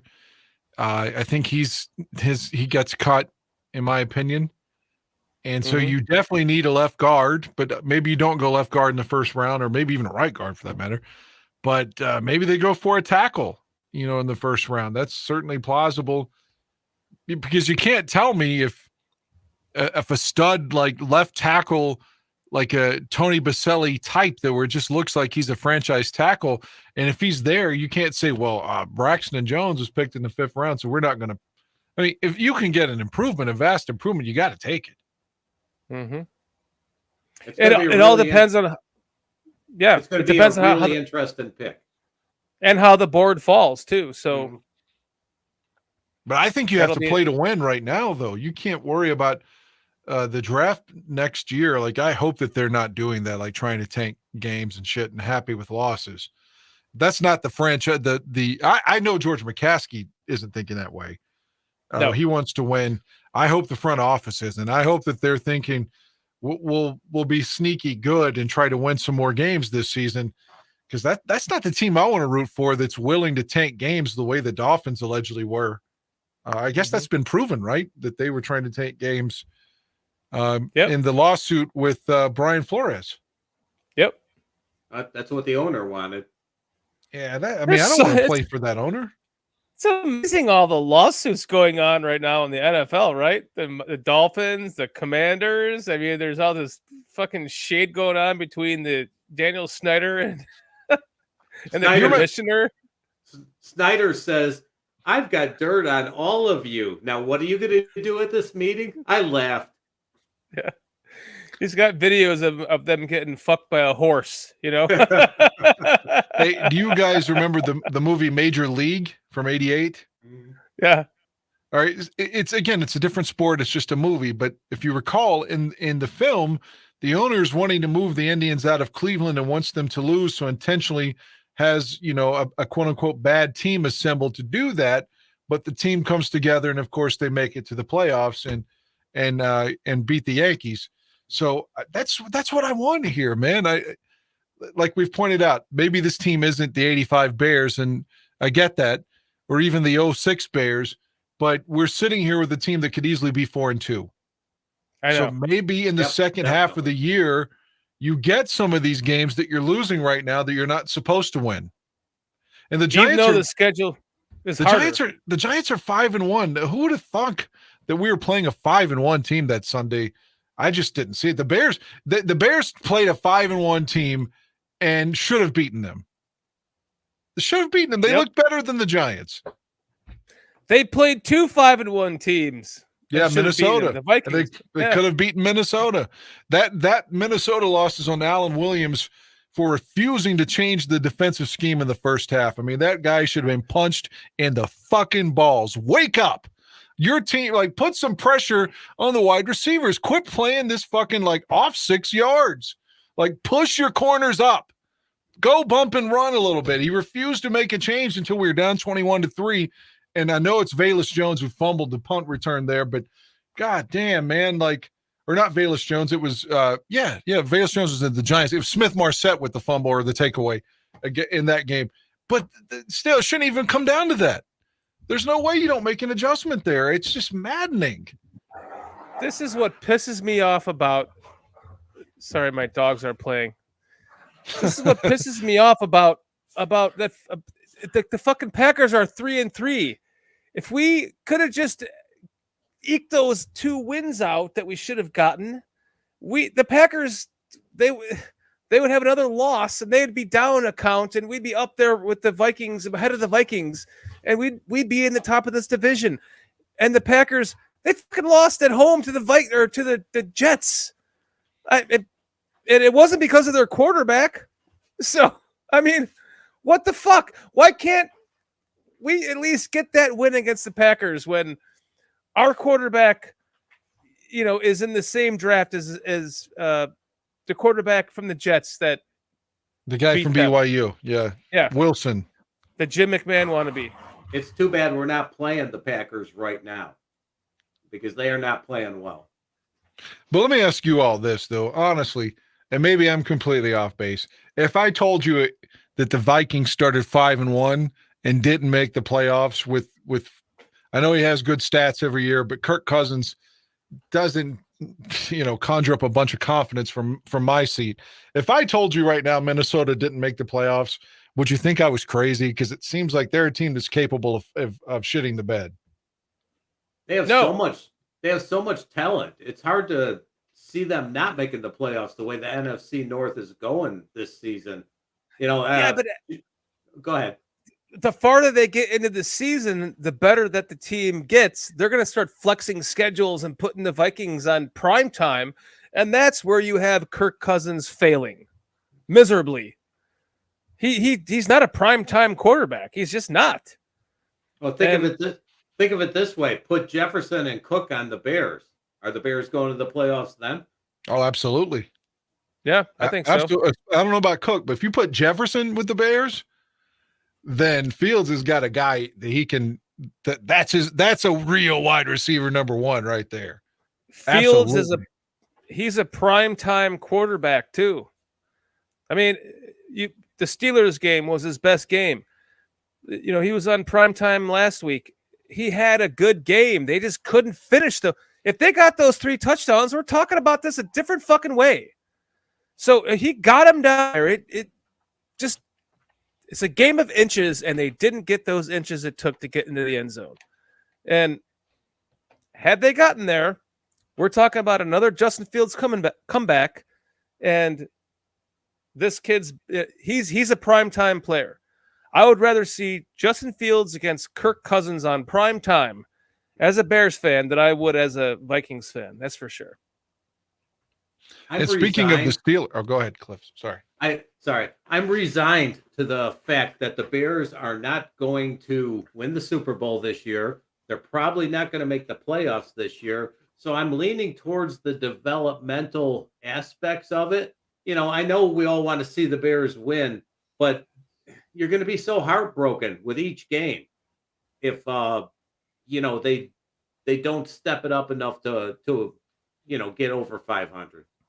Mm-hmm. Speaking of Pittsburgh, did you all see one Mitchell Trubisky with a big comeback win yesterday off the bench to help them beat Tampa Bay? I didn't see it, but I read about it. Finally got his comeback win, huh? Yeah, Mitchell owns Tampa Bay. He had his 6 touchdowns against Tampa Bay, and he come off the bench yesterday. Fuck you, Tom Brady. This is Mitch's team. I'm being facetious, but he owns them the way Rodgers owns us. I wish that Tampa was still in the Bears division so I could go to the games, one game every year. Oh, yeah. The NFC Central days, yeah. Mm-hmm. The Bears always used to win during those games, though, except in '89 when they swept us. Right. That's when they had Jesse the Body Ventura during their games on radio, too. Oh, God. That's awful. You have a fantastic memory. I got to say that. No shit. I'm just a nerd, man. That's all. No, you're a dork. Well, a here, dork. we better continue on, or we're going to be here till midnight. No shit. So where are we at? Number 8? All right, wait. Actually, we're on to linebackers now. So you guys already mentioned Roquan quite a bit. Now, I've got a question for you concerning that. Do you think that Roquan's not being so great, except for one game this year, is because of him?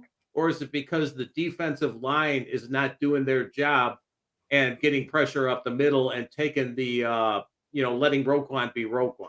That's a great question. I'll let you go, Dan. I think there's some truth to that, that the defensive line is not generating any pressure seemingly at all. And the fact that they're not even stopping the run, that's got to hurt Roquan for sure. But some of that's on the player too. So I'm going to say it's a little bit in the middle. I don't mean to just not give you a real answer, but I think that the fault goes to both the defensive line and on Roquan. Roquan had the one massive game and has kind of been quiet the rest of the way.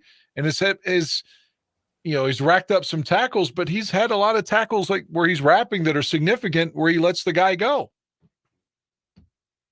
Yeah, and he's down there at, after 5 tackles have been missed, and he's getting the cleanup tackle. Yeah, he has a sack and an interception. Oh, that looked good, right? But when you're talking about someone who wants the money that he wants, I'm not a I'm not a Roquan Smith hater. I love Roquan Smith. I couldn't believe that we got him when they drafted him after watching him, dominate in the national championship game. But I just think that we talked about on Bears Country podcast before the season started that when the whole, contract talk was going on, that you don't know what you have in a 4-3 will linebacker Roquan Smith. You know what you have in a middle linebacker 3-4 Roquan Smith, but you don't know what you have in a 4-3. And to go giving him this exorbitant amount of money without having that tape to work from, you really can't, in my mind, make a decision like that. And I'm glad they held out. And if Roquan Smith ends up leaving via free agency, I will be sad to see him go, but I would have been happy with the process that the Bears took to assure that they weren't going to overpay for someone who wasn't an actual premium at their position. I would franchise him. I I wouldn't let him go for free. You'd franchise him, huh? You'd give him $25 million a year? I would say you hope to trade 18, him. 19. I would say you hope to trade him if you franchise him and not pay him that. But the bottom line is you want to get some kind of compensation for a guy you drafted as the first player in the 2018 draft. Now, if I were writing a script, I would find a way to bring him back that's good for both parties, the team and for Roquan. But I'm afraid that he's going to be gone. But having said that, for the Bears, maybe you franchise him and then try to trade him. Yep. If you can't bring him back, at least trade him. Don't let him just hit free agency. Right. Exactly. Do not let him hit free agency. Trade him for whatever you can get for him. And then you can keep him out of the North, too. You don't want to trade him or allow him to sign with Minnesota or Green Bay or Detroit. You just don't. Well, Detroit would probably be okay, but not Minnesota or Green Bay. Yeah, tell that to Don Burr. All right, well, moving I don't think on. we're any better than Detroit, guys. Honestly, Are we any better than Detroit? Until No, we're not. We haven't scored more points than Detroit. that's what I'm saying. Him going to Detroit could be a big deal, in my opinion. They're still finding ways to lose. So okay, surprisingly. Moving on to Nicholas Morrow. You guys been happy with him? Does he get a pass? Yeah, he's sort of a stopgap guy. I don't see him as someone that you're going to build a team around, but he's done okay, right? I mean, he's been all right. I think he's done okay. Is that similar to Matt Adams? About the same, where he's there? Matt Adams seems like he's hurt all the time. Like, and I don't mean to say that disparagingly. I don't want to say it disparagingly, but it seems like, I don't know. He's been hurt 2 or 3 times already this year. I'm not sure how to evaluate him. Yeah, Matt Adams has done shit for me this year. I mean, I would say at this point, if I had to, plus his offseason arrest too. Don't forget that. Yeah, I would say go on Nicholas Morrow, or a pass, not a fail. Yeah. Okay. So far, anyway. On a happier topic, Jack Sanborn. You guys want to see more of him on the field? I don't know, man. He looked good in that preseason game. But again, I don't want to over-evaluate because of a preseason game like the Tanner Gentry, when I thought we had something there, and then he was just non-existent on the field. I don't know enough about Jack. I mean, maybe he's a good special teams, or I don't know if he should be starting though. Yeah, no, I mean, I'd like to see him in the game. I mean, I think we saw him a little bit this year, but it's nothing that you can, talk about. So I don't want to see him in some of the actual 3-4 packages where he is in as a middle linebacker and put Roquan at the will, and then maybe see what Morrow does at the Sam, just because he has a little bit more range. I don't know.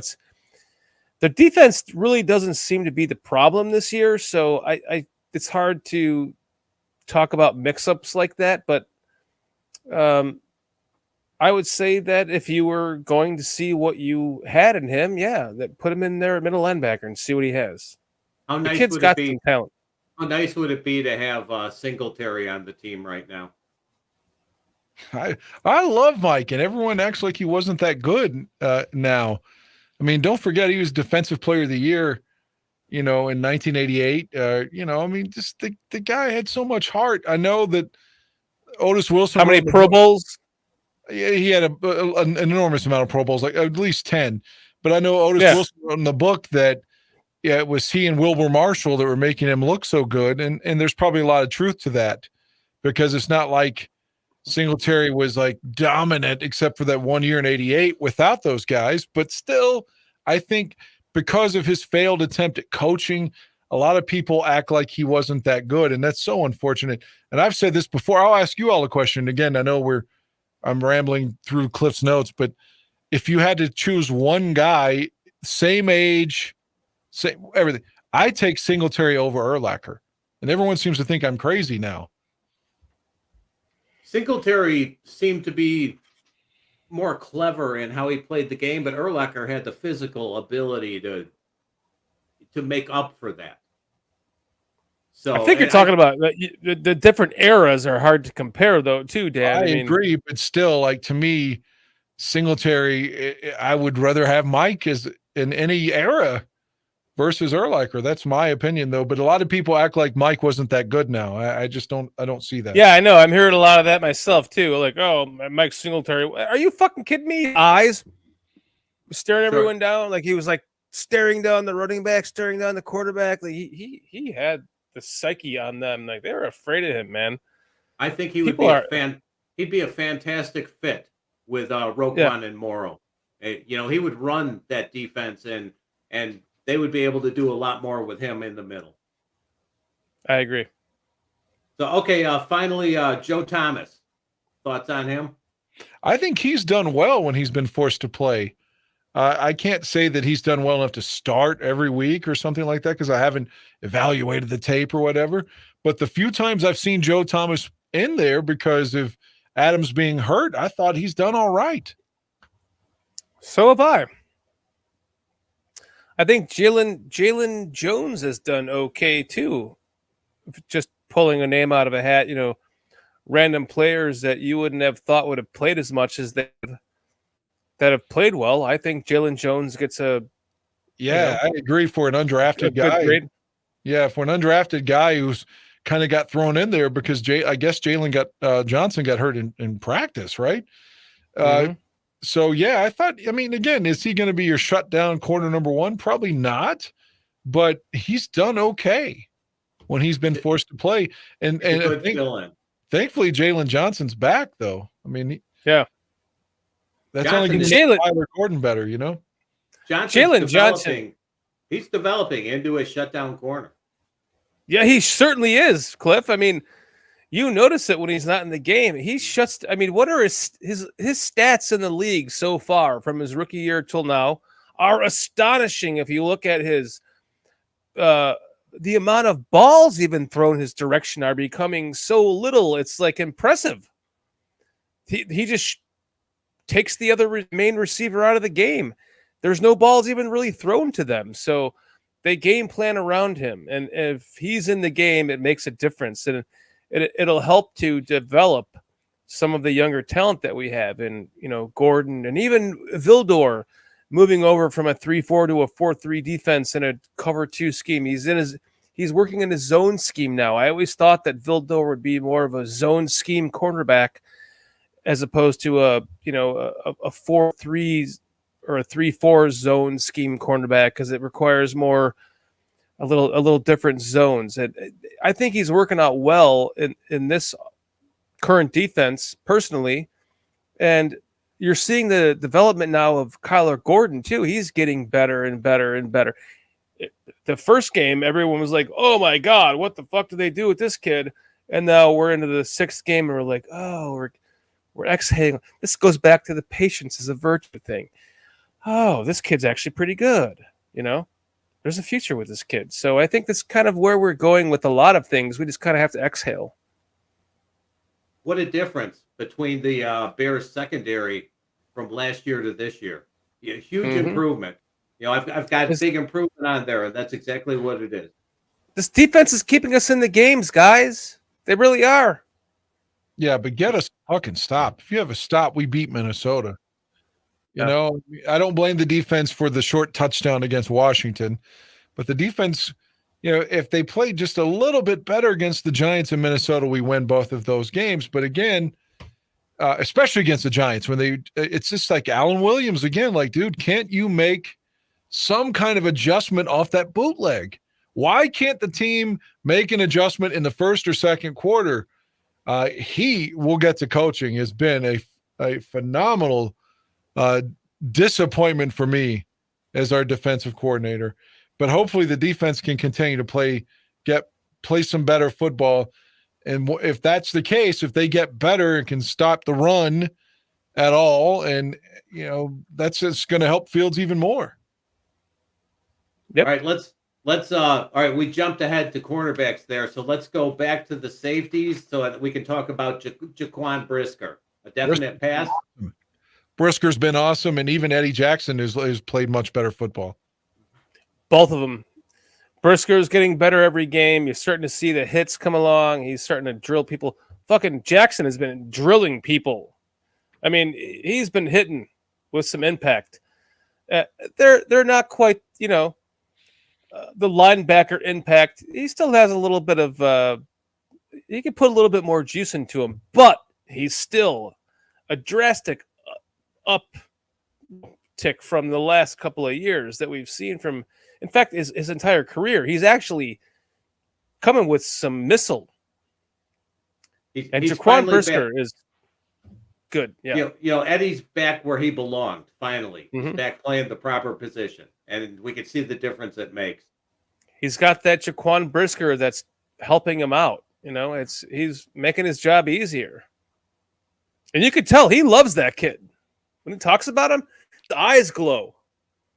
I mean, when he talks about this new defense and he talks about Jaquan Brisker, he gets all lit up. He's excited about that kid. Sure. Okay. The other two safeties we could mention, DeAndre Houston Carson, pass for him, and then Dane Cruikshank's been injured. Yeah, DHC is your crafty veteran who does a little bit of everything. He could come in and start a game if you need him to.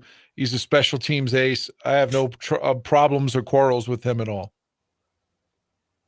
I just want to know from people in chat here. I'm going to remove this for a second because I would like to know: are we at least upticking your spirits? Are we making you feel like at least a little bit better about this team? I would like to know your thoughts in the comments because, you know, everyone just gets so over the top in their reactions to things, and we're just trying to take a deep breath and realize that, listen, everyone said this team was going to be the worst fucking team in the league.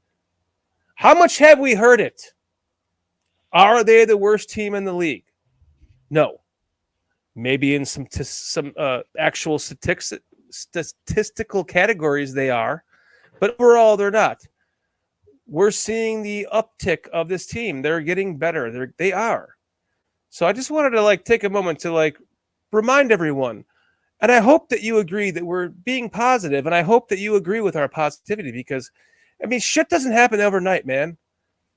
You don't just go in and build a Super Bowl winning team overnight. We thought it was going to happen with the, oh God, I'm going to have to do this now that I'm about to say it, but we thought that it was going to happen in the Nagy era. I'm not even going to get into that. I have zero thought. I have zero thought on that either, but it didn't. And here we are now with a real coaching staff. I think something we can all believe in, and we're seeing the progress. Is if you can flip over the stones and find the progress under each stone, you will find the positives in this team. And if you choose to remain positive, you will find those positives. So I hope that we're helping you guys to, not let your hair on fire, because we're not the worst team in the league like everyone thought we were. So moving on to Cliff Notes. I'm sorry, I just had to say that because this show on Barroom tonight is about just trying to make everyone feel better about this team this season and what we're seeing. Hey, we have to have a shorty rant in there. It's a big part of the show. So, and Seriously.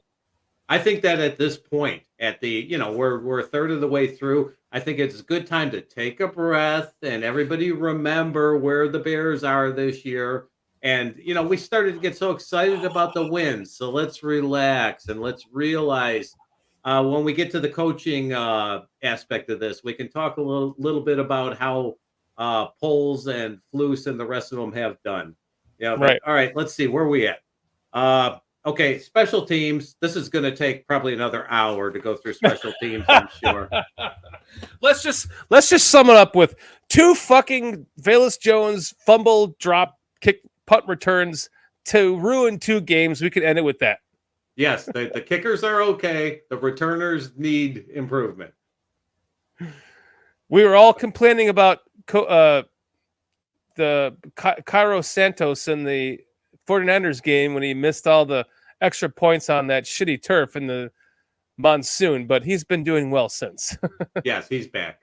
Yeah. And don't forget the guy that's kicking in Detroit was 4 for 4 with us in the game against the Giants. Yep. So let's hope the Bears can finally find somebody to return kicks that doesn't drop the balls and that has at least a little bit of Hester type moves in them sooner or later. Like you said, Dan, maybe Pettis.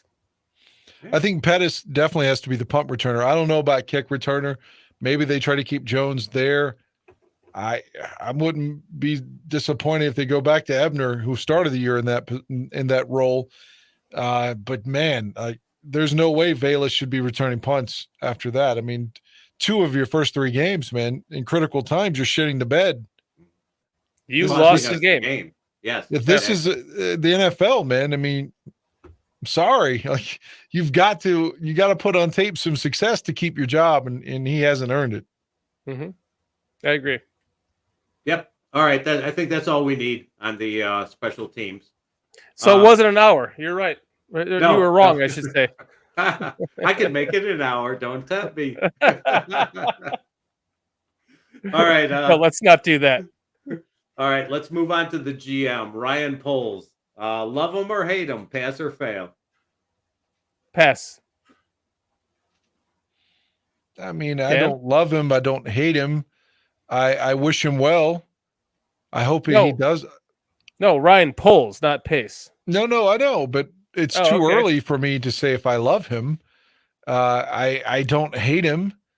So right now I guess I'll say he passes, but it's not like he's overwhelmingly passing, but I think he passes.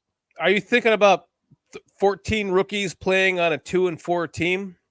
Is that what's making you like hesitant to say pass? The offensive line, man. The offensive line. This guy's supposed to be some offensive line guru. And like you inherited a quarterback. I know you don't know if you like him yet or not, but don't fucking get him killed. Just because, we didn't draft him, it's okay for him to get knocked on the fucking ground over and over and over. That pisses me off, dude. That guy is giving you all of his heart and body and mind and everything. Protect him. That's supposed to be your forte, your specialty.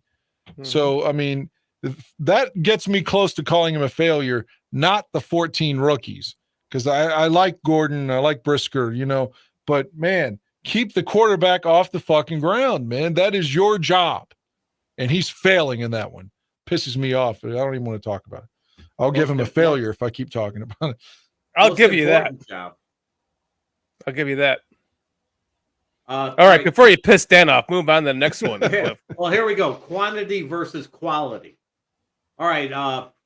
Poles could have brought in some higher priced talent and had a couple of good players stay on the offensive line. But instead, he chose to go the quantity route, hoping that the Bears end up with some stars out in the future. Now, I think you're about to piss Dan off again. Do you guys agree with the quantity over quality path? Do you want to go first, Dan, so I can defuse you?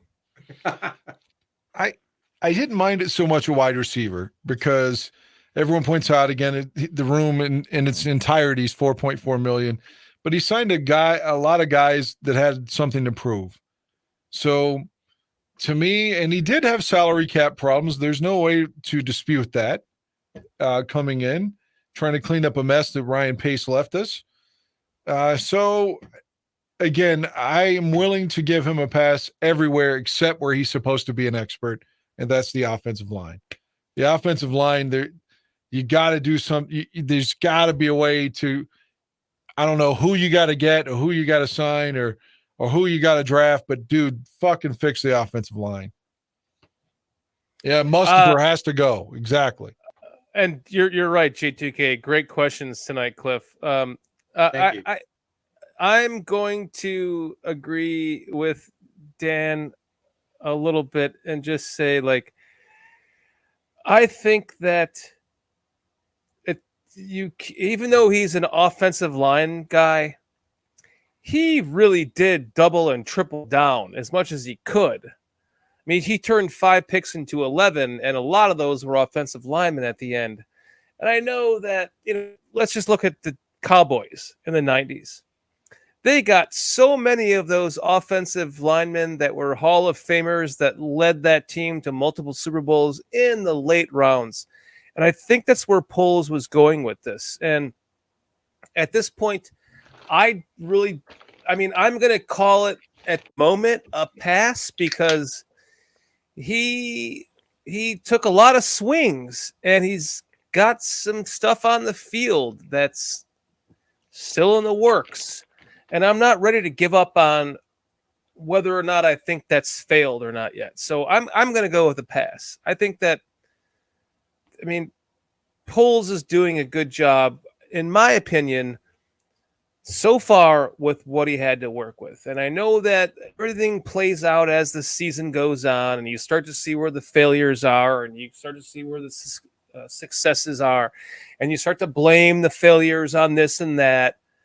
And you start to, give reverence to the positives and the things that they did well. And at this point, it's too early for me to tell. I think that we could possibly have starters from this past draft starting next year that we're not even talking about. Well, just let me interject on that with the offensive line in mind. Thinking again about the last Bears Super Bowl team, you had Fred Miller, Roberto Garza, John Tate, and Reuben Brown, none of which you drafted. Right. Of course, you drafted Olin, but those other 4 picks were all from free agency. So I know everyone says, oh, you can't build with free agency, but the Bears built a solid line through free agency that ultimately helped take us to a Super Bowl. And I agree that Leatherwood pick, you never know like what Alex Leatherwood's going to give us the second half of the year. Hopefully he's here to show people he's not a bust and can do some good work. Just got to have somebody that goes in there that you got to have one guy that, is going to maul somebody, that's going to set tempo, that the defense like kind of fears or something. Like it feels like most of our guys are just guys. You got to have a fucking guy that is gonna knock somebody's dick in the dirt, and maybe Leatherwood can do that for us. And strangely enough, the one guy that we have that does that is Tevin Jenkins. And they're like, well, let's just put this guy in place of him and see what he can do. Yeah, exactly. Fuck that guy. Let's put this guy in place and see what he can do. Like, what the fuck? You want a road grader. I agree with you completely. Someone that's just going to plow the people down that they don't want to line up against. Mm-hmm. Right. All right, Cliff. Okay. What's the next? Okay. What's your next Cliff note? Okay. So first, I'll make a comment on Poles. I'm going to give him a favorable incomplete. He wants a 2-year plan. He's always said that. So, all right, he's got 1 more year, and then next year we can make our final pass-fail on him. So, okay. I would agree. Coaches. All right. Dan Aguire's already talked a little bit about Williams. And I got to say, Dan, I didn't mention it at the time because I was waiting for this segment, but I agree. Hey, Tooch, but I agree with you completely that Williams has been making some questionable moves at times. So the coaches are rookies. What are your guys' opinions, pass, fail on each coach, on Getsy, on Williams? I'm going to say Getsy passes, but again, I'm going to give him like a C. Eberflus, I like all of them. They're wearing Bears colors, so I like them all. But I'm just saying Eberflus, I'm going to give like a B-2 so far. I like them, but Alan Williams, man, I'm not saying he's not capable because, I mean, who am I to say that? But like I told you, like the inability to make adjustments in that Giants game when they're running the same bootleg and you got a bum. I mean, Daniel Jones is a bum. I'm sorry. He is. If Justin Fields sucks, then Daniel Jones is really terrible. And you got that guy looking like having the best game of his life against you, and you can't do anything to stop it. Nothing. And then against Minnesota, you're down 21-3 before you even try to make an adjustment. That just pisses me off. I'm like, oh, God, that's some Mel Tucker shit. Like I know Mel Tucker has been successful after the Bears, so maybe Alan Williams will be as well. But his defense and his inability to make adjustments, it reminds me of Mel Tucker.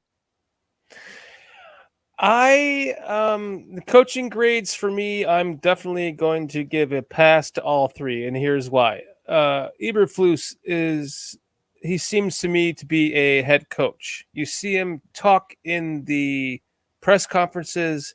He knows what he's talking about. You believe his conviction. You see as a plan. You believe in it. You can tell that the rest of the team, players, and coaches are buying into what he's saying. Going into Getsy, I'm going to give him a pass as well because I think there are some things I'm seeing on the field play calling wise that are good. It's just they're not being executed correctly. And whether that's Fields, like we talked about earlier, seeing the play too late and realizing, oh shit, it's too late to throw the ball, or whether it's the offensive line breaking down around him. I think the play calling has not been the problem on offense. I think there's been an offensive line issue as much as, to blame Justin Fields. on his lack of seeing the plays that were there, and that just has to do with experience. As far as defensive coordinator, I don't know why everyone's has anything shitty to say about him. I mean, they're defensively up until the last 2 games, they hadn't given up a touchdown, in the first 4 games of the season in the second half.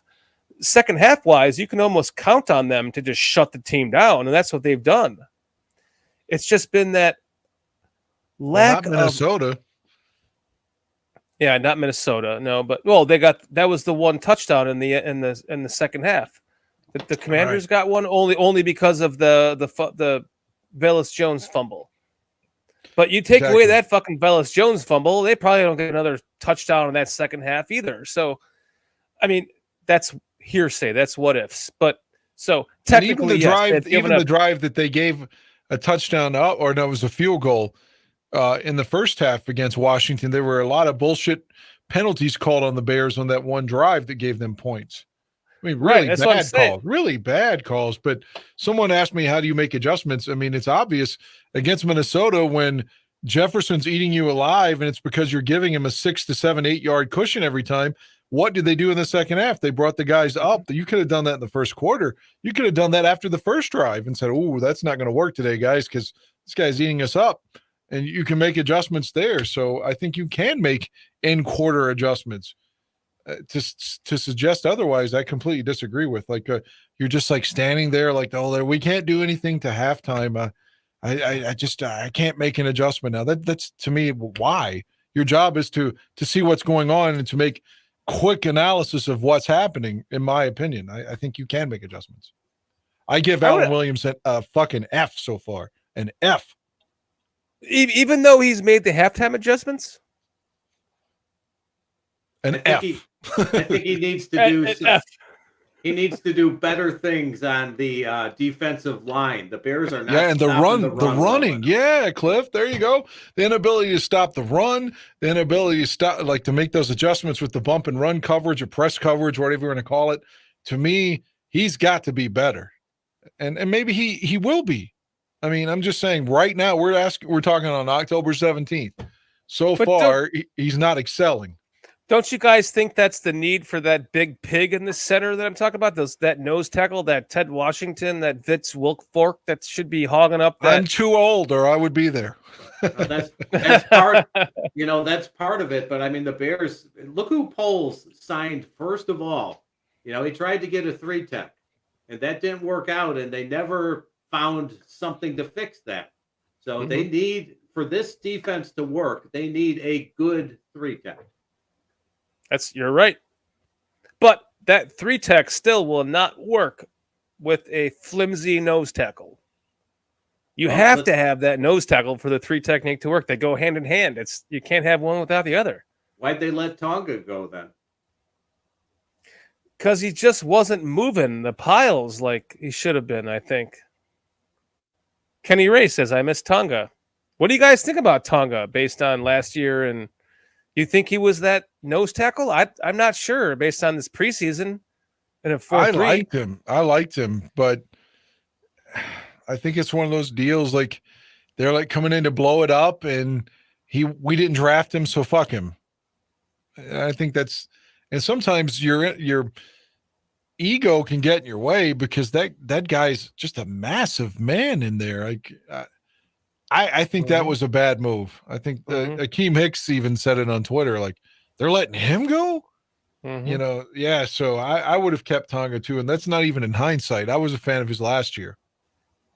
By the way, as we're getting kind of closer to the end of the show, let's make sure you guys, if you have any questions for us, make sure you ask your questions, and Kitty will be pulling them aside, and we'll have a little segment at the end of this to kind of go over your questions in chat and converse with you.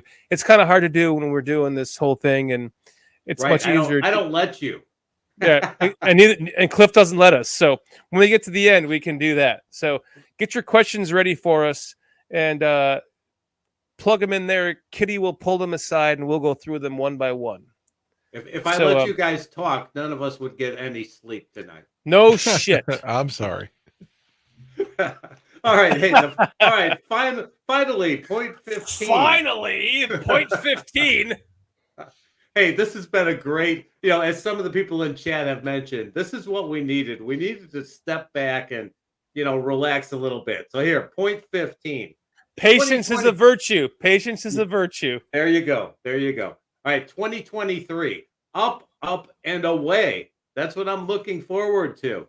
We've got a full draft. All right, I just found this out today that we've got a compensatory pick coming for a 7th round pick coming next year. For who? Because there's some kind of weird mechanical type thing where if they did give out 32 picks this season, they have to give out an extra one next season. And that's based on, I don't know. Look it up for yourselves if you guys want to see what it's based on. But 7th round compensatory pick, which will replace our pick that we gave up for Nikhil, correct? It would, yes. So there we go. A full draft of picks and 107 million plus, probably a bit more than that if they raise the salary cap or whatever happens. What do you guys want to do with the picks? What do you want to do with the money? What areas are you guys targeting? I'm going to let you go first, Dan. I want offensive line. I mean, I think it starts there. I like our quarterback. He's got to play better. I know that. But part of the reason he's not excelling is because of the offensive line. I don't want to make excuses for him, but to me, that's where it's got to start. I referenced the 06 team with the 4 linemen that they signed, left tackle from KC, John Tate. They got Garza from Atlanta, Fred Miller from the Rams. I mean, you can do that. I mean, it's possible. Get Reuben Brown from Buffalo, I think. So I'm not saying you have to sign everybody out of free agency, but it's plausible to suggest you rebuild this line this offseason. But I hate to give you a shitty answer because the fan in me, the optimist in me, the meathead in me is telling me there are 11 games left. And I'm sorry, I'm not willing to give up on this season, regardless if Ryan Poles is and says just keep the scrubs in there and get our quarterback killed. I'm going to watch every game. I want every game to be a win, regardless of what other people say. So to me, I don't even want to think about 23 yet. We play next Monday. Let's get a win. I agree. Did you guys see? You probably didn't, but I did the Vikings week. I did a podcast on Bears Country Podcast. By the way, for anyone that does not know, we have our own channel. You can go check us out there.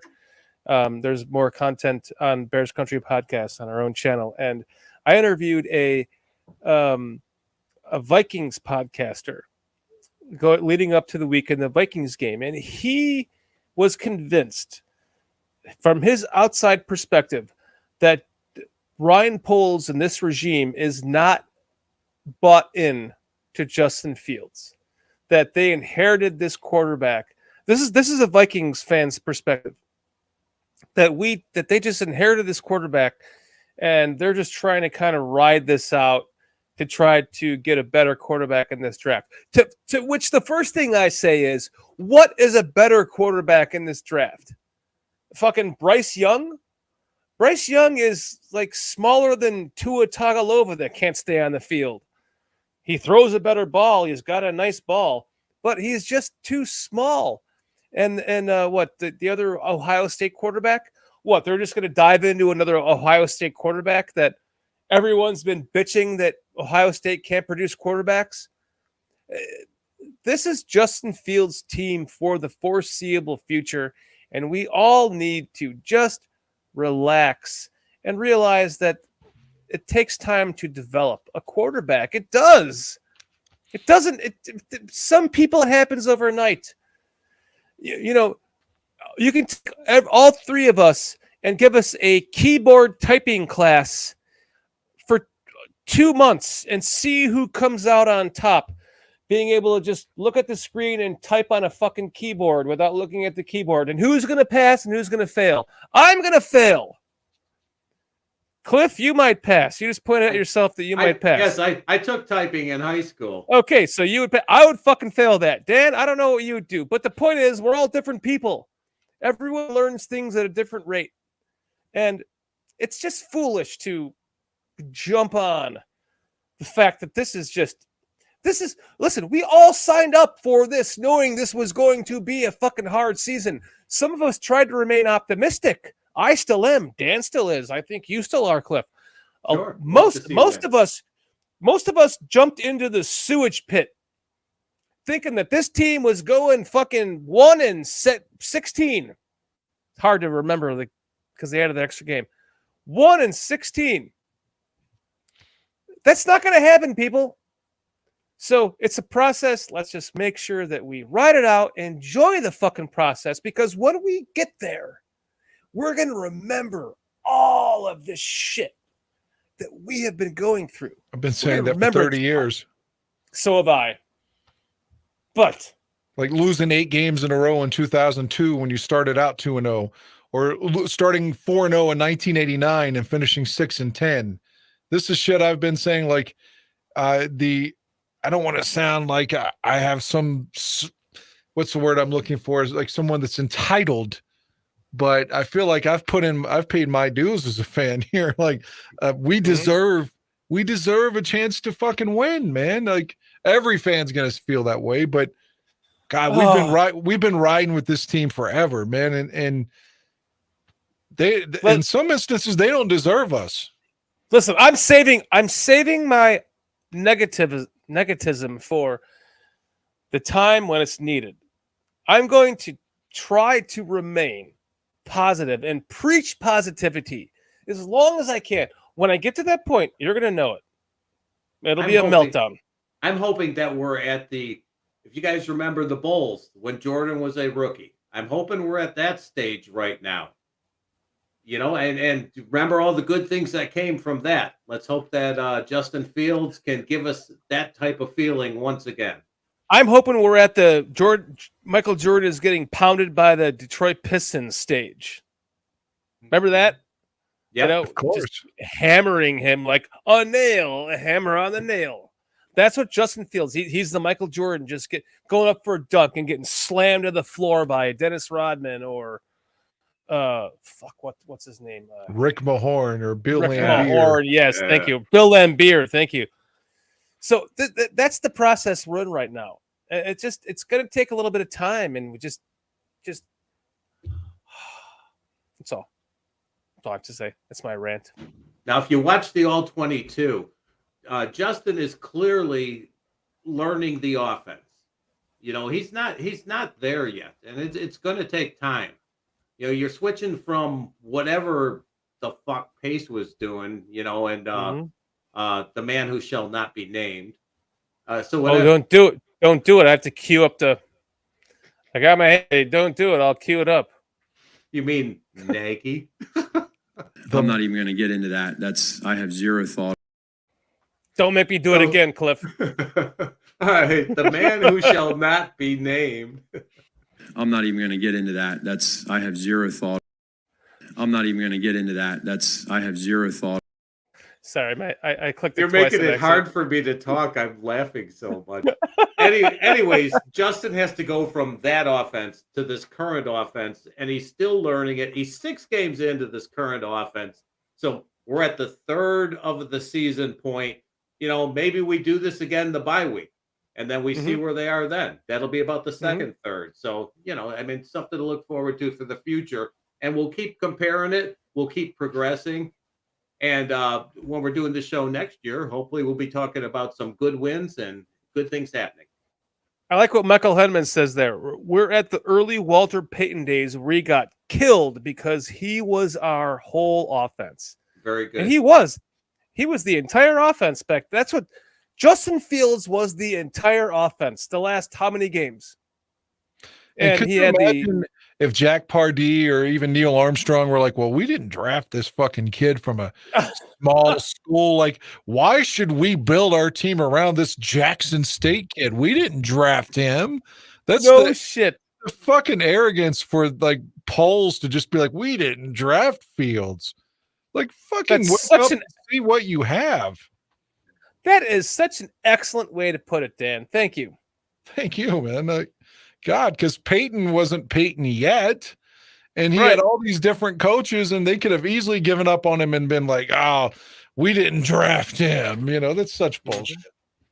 Just like Jordan wasn't Jordan yet either. He was junking all over everyone and, doing his best, but losing games. And, How many coaches did Jordan go through early on exactly. To me, like, Jordan wasn't Jordan until Doug Collins got there. Jordan was always Jordan, but I'm just saying, like, Doug Collins, he's in conference finals games with Doug Collins, and arguably still wins titles. I guess, Phil made him pass the ball more and all that.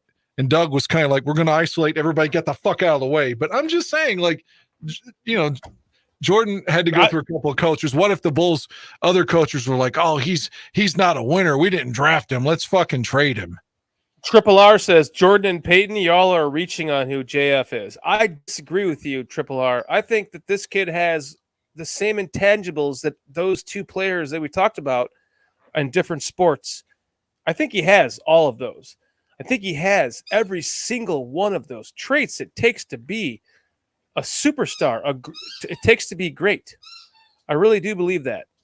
I look at how difficult it is to find a good franchise quarterback, and I think Justin Fields has the ability to become that. And I don't see anybody else out there over the next year or maybe 2 years that would give the Bears nearly the same chance. Think about this, guys. We can all agree that Justin has not played his best football yet. I think that's it. Even for the believers, 100%. right? 100%. And still, look at it. Like last week against Washington, he's had the whole world's against him. The fucking announcers every time he takes a step back. Well, I'm Kirk Herbstreit. Well, look at the way his foot is here. He's not doing this right. He's not doing that right. And the line's getting him hit every play. But yet somehow, even albeit with his legs, he put us in a position to win that game. 2 games in a row. Yeah, same thing with Minnesota. It's with his fucking legs. Exactly. And it's all heart. For him to be running down the field when he's hurt, his shoulders hurt, his ribs are hurt, his fucking dignity and his pride's hurt, like everything's hurt. He missed that throw. He's got the world against him, and he still put us in a position to win. And frankly, they should have won had Darnell Mooney not dropped the ball, or maybe the referee stands there and sees a PI and doesn't throw a flag on third down. And I have to move the mic away from this to yell. Like, that kid fucking busted people are calling him a run-first quarterback. I'm hearing that. He's not a fucking run-first quarterback. His offensive line is breaking down around him, and he's a young player trying to learn a brand new offense. He's going to rely on his legs. I hope this is not too loud, because the one fucking thing I can't stand is hearing people say he's a run fucking first quarterback. He is not a run fucking first quarterback. He's trying his ass off not to be. And it just so happens the offensive line is not giving him the time. Shit's breaking down around him. And when he does end up having the opportunity to throw the guy that's fucking open, that changes route mid-play, and he missed it at the right fraction of a second that he had to get the goddamn ball out of his hand, and therefore chose not to throw the interception. That, to me, is a kid that is learning to play the fucking game with the fucking potential of a Walter Payton / Michael Jordan superstar it factor. I'm done. To me, when I see him, it's from flashes. He reminds me of early Randall Cunningham.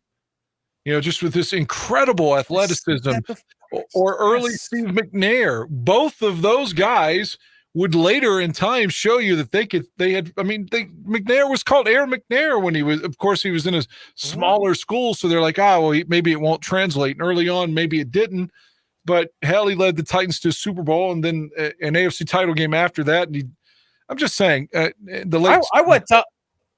went on a Randall Cunningham bender on YouTube like a few months ago, and I was like, that's fucking the current Justin Fields. You said it right, Dan. Yeah. And by the time Randall's in Minnesota, when they're 15-1, that's all arm. Randall's a little bit older there, and he's not really running. He's just throwing the ball to Chris Carter and Randy Moss and Robert Smith out of the backfield, and they're winning 15 games.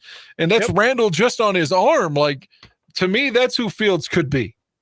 Mhm. Let's talk about a couple of quarterbacks. I'll mention their names who fans were trying to get traded, trying to get dropped from the team. Those quarterbacks were Josh Allen and Hurts. Right.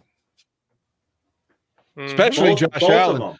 They were calling Josh Allen a bum in his second year, saying he was a bust. Mm-hmm. So Same thing guys, with Jalen Hurts. guys watching this program, think about that. Watch their first seasons, their first couple of seasons, and then look at Justin Fields and give him a chance. I'll give the guy on the score some credit right now. I forget his name, so I can't actually give him credit because I forgot his name. But he's on the score in Chicago. He's after Bernstein and Rahimi. I forget his name. But last year he was talking about Jalen Hurts' progress from year 1 to year 2, and he was saying if we can get that from Justin Fields from year 1 to year 2, I would be happy with that. And look at where Jalen Hurts is now in year 3. And I'm going to agree with him on that. If you can get Justin Fields into, which he's not, into that same category that Jalen Hurts was last year by the end of the season, if you can just get him there by the end of this season, I think next year he has to blow up. The kid's got everything it takes. And then give him a young WR1 prospect that they pick up in the draft. Mm-hmm. Yeah, unlike Christian Watson. If you could get him somebody like Jefferson, man, Yes. I mean, and again, I'm not trying to shit on Allen Robinson, but to me, A-Rob was never that number one guy either. Like a legit number one. I think, I know you could say, well, he wasn't this or wasn't that because of his mental health. But to me, in the last 20 years, the only number one that we had was Brandon Marshall. Right. Where he's a legit fucking beast. I mean, there were Curtis Conway was solid, super solid, and arguably a number one. And Jeff Graham was solid with us. And for a little short period of time, Marcus Robinson and Alshon. We can keep going. We've had good receivers over the years, but like the one that to me that was like, ooh, that motherfucker's good is Brandon Marshall. Mm-hmm. And I don't know if we've got that on the team now where you look at this guy and you're like, okay, where's he at? Right. Where's the guy you're going to throw the ball to every time you need to get the ball to someone to win the game? It's not Mooney right now, and that's right. where the and number Marsh one was argument. Incredible. Right. And that's where the number one argument coming from Mooney, because he's not getting those, Devontae Adams balls. He's not the go-to receiver, the guy that you're going to get a first down from or a touchdown from. You don't have that confidence, He's not that type of receiver. His body type is not like that. He's a WR2 receiver type. He's perfect for that. But the Bears need to step up one way or the other. There's going to be a lot of wide receivers available in upcoming drafts. Luck into or grab a good one. Here's the problem with Mooney, and I think this is the argument that's going to fully sum this up. Darnell Mooney is a stiff comment right there. I'm sorry. Someone was saying Fields is Robert Griffin IV. Ooh, that's a little bit stiff. But go ahead, Shorty. I'm sorry. Ooh. Robert Griffin was solid until he got hurt, by the way. How do you say that name, by the way? Is that Stephen or Stephen? That's Stephen May, I believe. I think it's Stephen May. Stephen May. That's always been a hard one for me. But I disagree with you. I don't think he's the fourth coming of Robert Griffin. I think he's the second coming of, like we were just talking about, Randall Cunningham. He's more on that mold. But RG3 got hurt too. He was rookie of the year. Let's not forget RG3 was solid until he got hurt. So who's to say if he doesn't get hurt that he's still not in Washington right now? They gave up 3 first-rounders for him. He could have been great. I mean, he got hurt. But to say that Fields is going to be a bust like RG3 bothers me a little bit. And by the way, it's ironic because RG3 has been tweeting pro Fields things the last few days saying you can't call this kid a bust and shit like that. So. Well, that's good to hear. I'm just going to wait. I'm giving Fields the proper amount of time before I make a final decision on him. I gave Trubisky, 2-3 years too, and then decided, no, he sucks. But and Fields hasn't even played an entire season's worth of football yet. So, if you want to judge him off of an entire year of Trubisky and take it from that. We haven't even gotten there yet. There's one game to go. Right. Now, anybody thinks they can judge an NFL QB in 1 year, I disagree with them. And the thing that's most frustrating is anyone that's ever sat in the end zone, the seats that I had to the Niners game, they were so close on the field in the end zone that it's almost like you were standing behind the players, seeing the field from their perspective. And you can see how quickly the chaos develops. And you're like, how the fuck can you even see what's happening in front of you? You got all these massive men just dancing around in front of you, and you're trying to see over them to see these plays developing that are like, it's not like you're standing on a box looking down on it. You're trying to see over everyone to see into it. So, it's not as easy as everyone thinks. That's why they call them armchair quarterbacks. Yeah, let me comment on one of someone said that, well, Fields will be good in 7 years and we'll trade him to Minnesota. I mean, Randall threw for 400 yards in the Fog Bowl. I mean, and that was against the 88 Bears defense, which was, in the top 3 or 4 in the whole league. And still he threw for 400 yards in the Fog game. So it's not like Randall was like, just all I can do is run and nothing else until 1998. I mean, he threw for 400 yards against the Bears. Mm-hmm. And he wasn't a run first quarterback. I never looked at him as that. He just at the time that Randall was in the league, there was an unfair stigma on black quarterbacks. Even though Doug Williams had already won a Super Bowl, there still was this mentality that all they can do is run, which is just fucking horseshit. But, there was a prejudice at that time against black quarterbacks. And I think that stigma got put on Randall because he could run. But when he couldn't really run him, when he got old and all he could do was throw, he showed you he had a fucking cannon for an arm, is what I'm saying. No shit. He was awesome in Minnesota. Most running quarterbacks learn to either stop running or they get hurt. One or the other.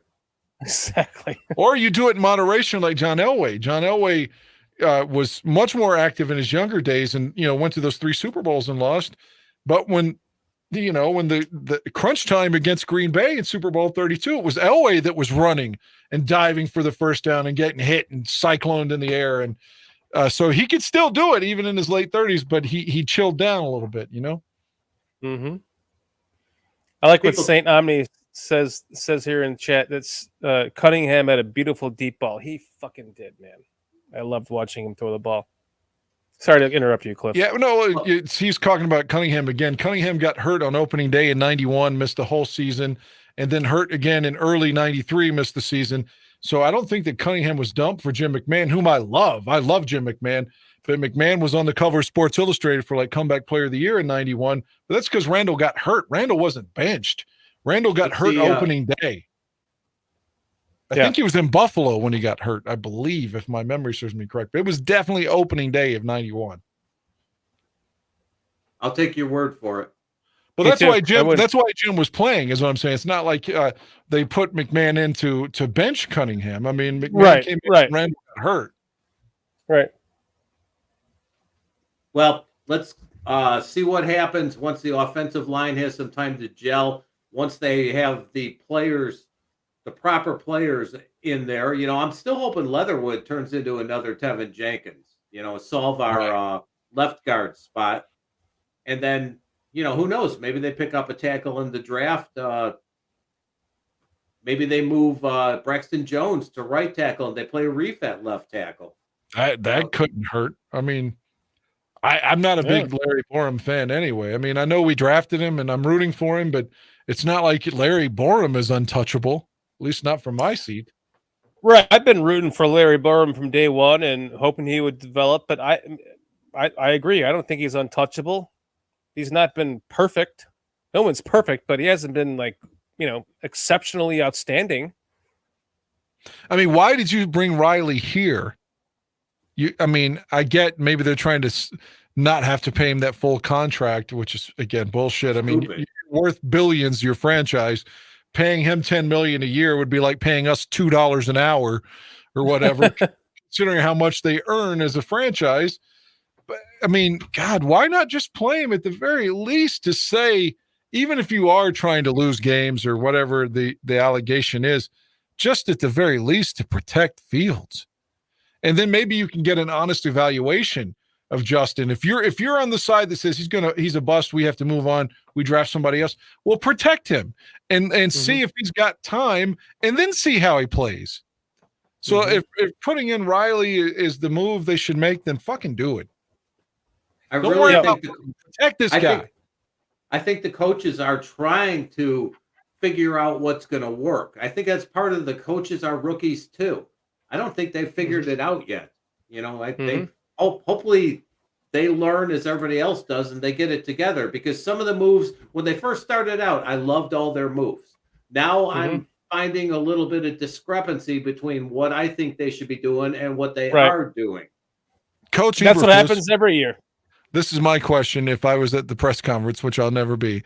Coach Ebe, did you watch the game film from Washington? You did? Okay, because they always say I need time to watch the film. Okay, you've seen it now, right? You do realize number one needs to be protected, right? just saying. You saw that, right? We all saw it too. Okay, it's rhetorical. That's not a question. All right. Let's please put somebody in there. I don't care who it is. I mean, I don't care if you move somebody like James Williams remember Big Cat Williams went from the defensive line to the offensive line and then gave us like 11 seasons or something. I don't care if he's like, well, we're going to move, anybody. I don't care who play. Just protect him. Just protect him, please. Drastic moves. I don't care. Just protect this guy. He's getting killed for real. You have the fullback, you have the big tight ends. What are they doing? Let's see them do some blocking. I think that's been the narrative. It's just they have to get that shit figured out. Guys, we got a bunch of questions here in chat. We should probably start getting to them. Sure. We got one here from Laz. Do you guys see any changes in the line during this mini break? Kind of what we were just talking about. Go ahead. I don't know. If they come out with the same five next week, just expect to get 10 text messages from me before the game starts. If the same five guys are starting, I'm going on a rant before the game even begins. Well, I think that Lucas will be starting, but he's going to be back at center. Well, that would be a great move. Yep. And then you're going to have Tevin at right guard. You're probably going to have Barroom at right tackle, Braxton at left tackle, although I would like to try Reef sometime just to see if he can do any better. And then I'm not sure about what we're going to have at left guard yet. Does that have anything to do with like not wanting to ruin confidence in, Jones or Barroom by not putting in Reef? Is that possibly something to do with it? I think it's the money. I really do. Because the more playing time he gets, the more they have to pay him based on his contract. Yeah, I would surely hope that it's not that, Dan.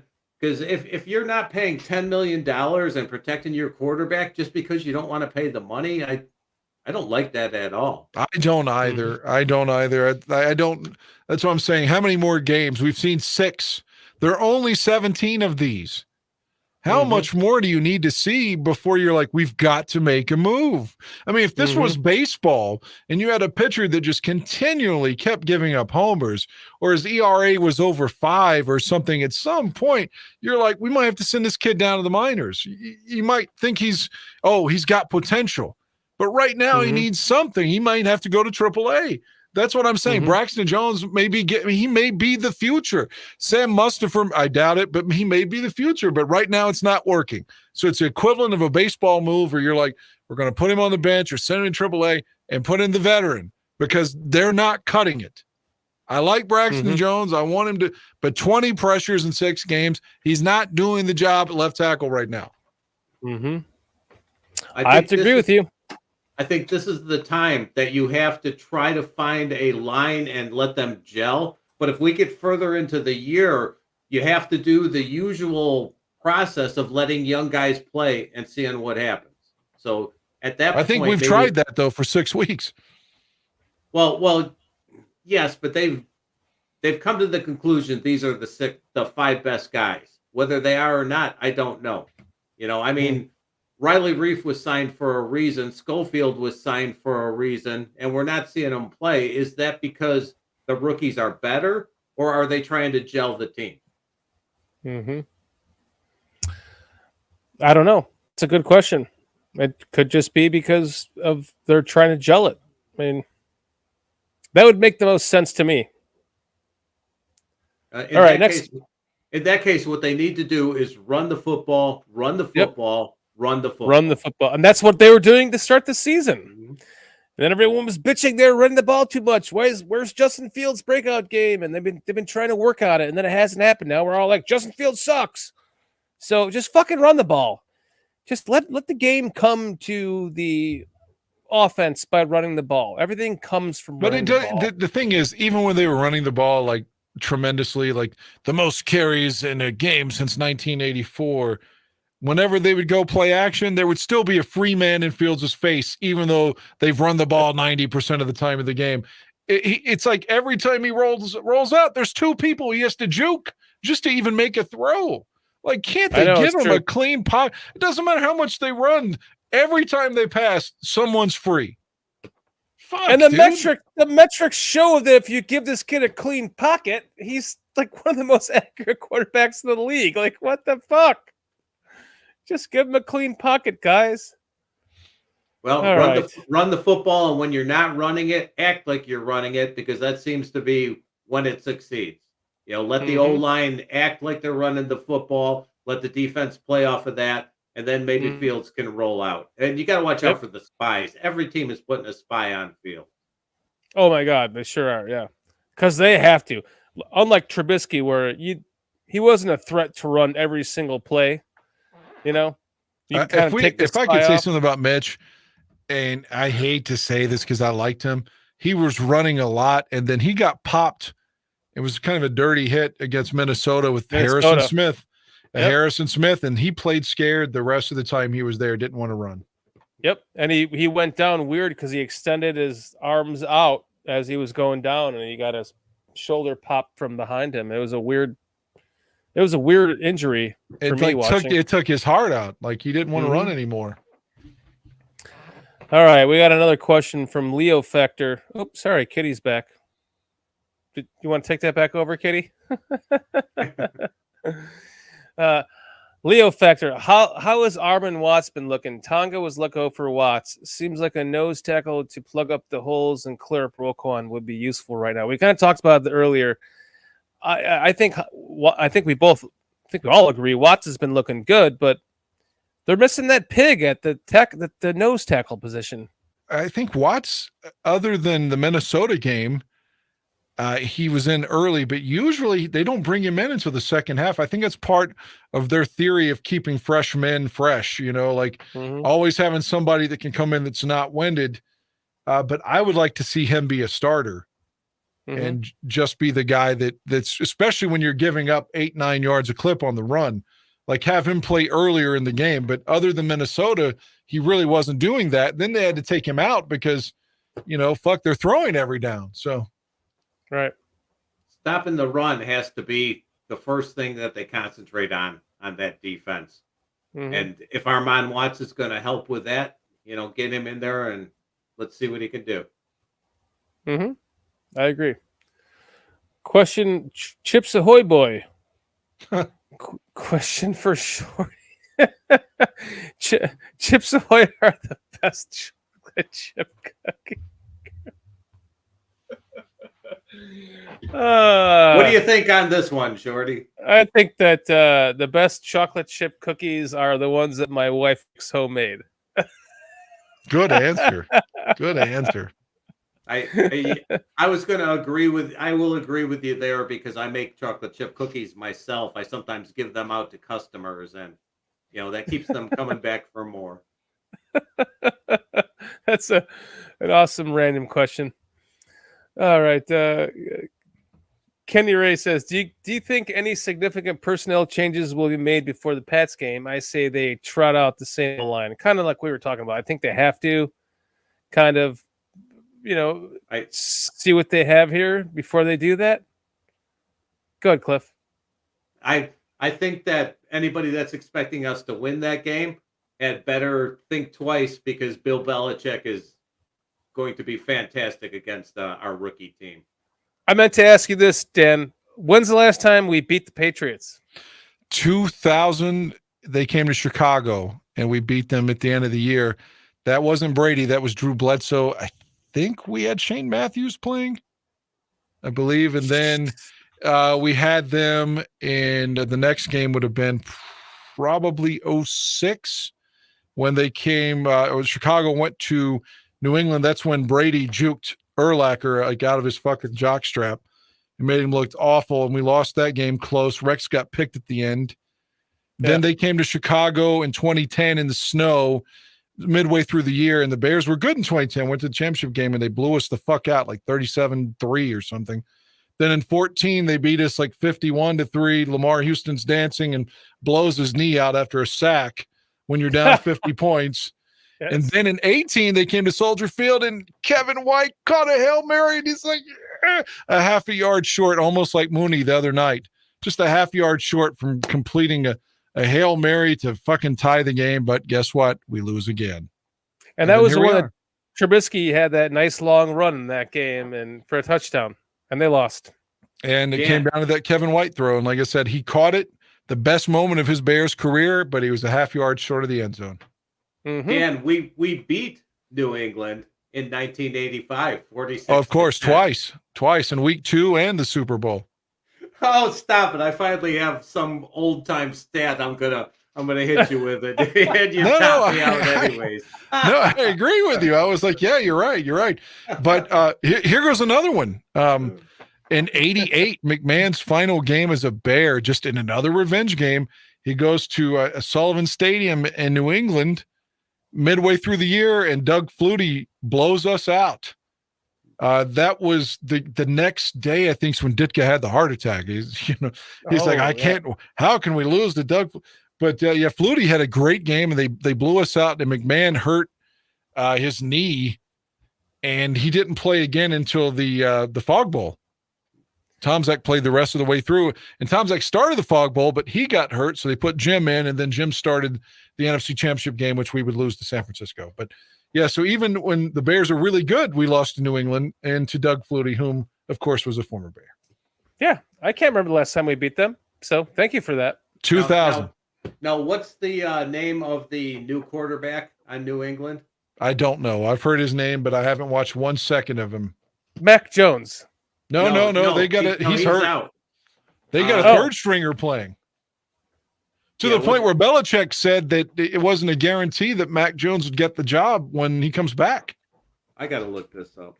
Yeah, he's got some weird fucking name. It almost sounds like a joke. Like, oh, this is a guy from the CFL or something, right? Right. Well, there's a joke with it though. Here's Zappy. So are we going to get Zappy this week?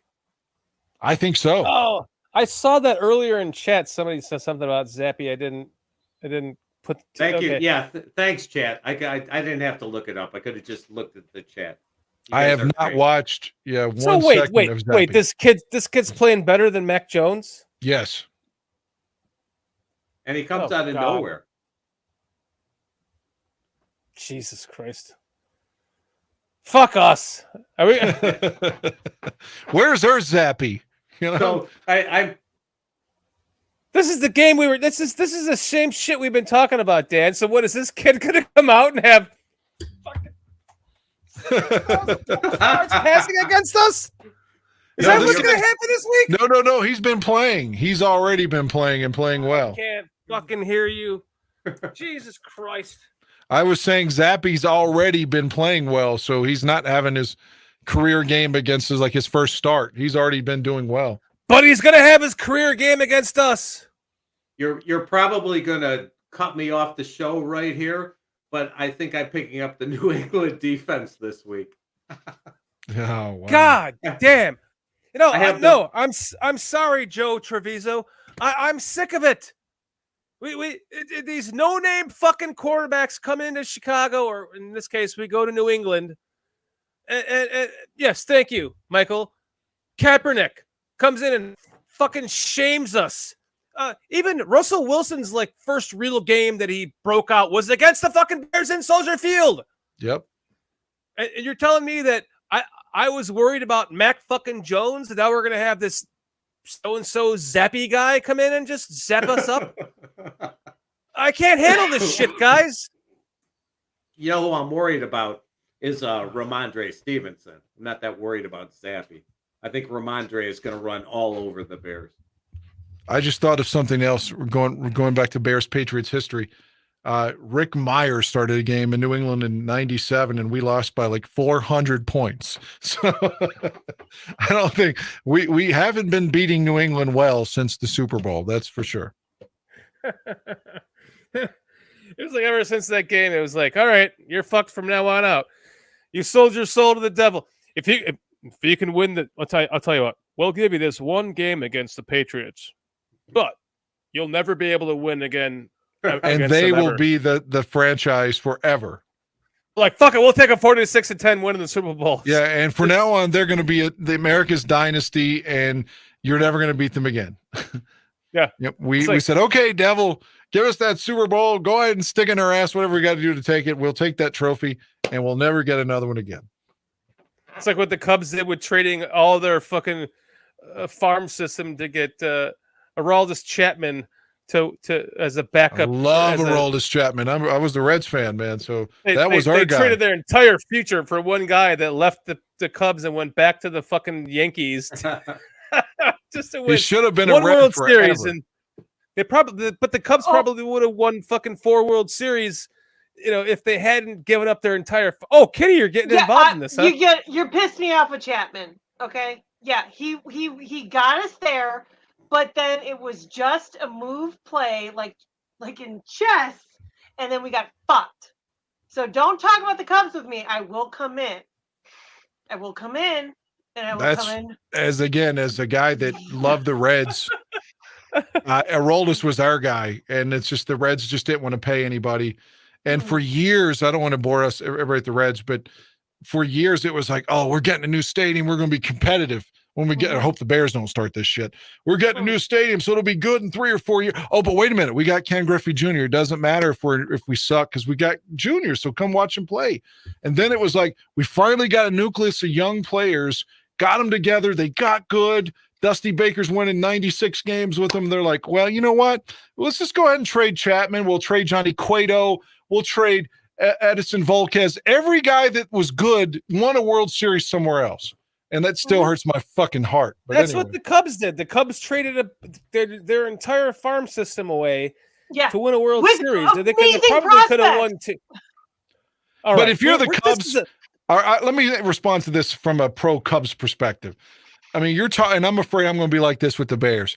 You're talking generations of people's grandfathers going to graves and crying when they had a chance to win a championship. I'm afraid I'm going to be the guy. They're like, oh, he was known as the Bears guy. And, this is for him 40 years after he died. If I'm a Cubs fan to end 108 years, fuck it. So be it, man. I get it, but it doesn't mean I can't be bitter about it.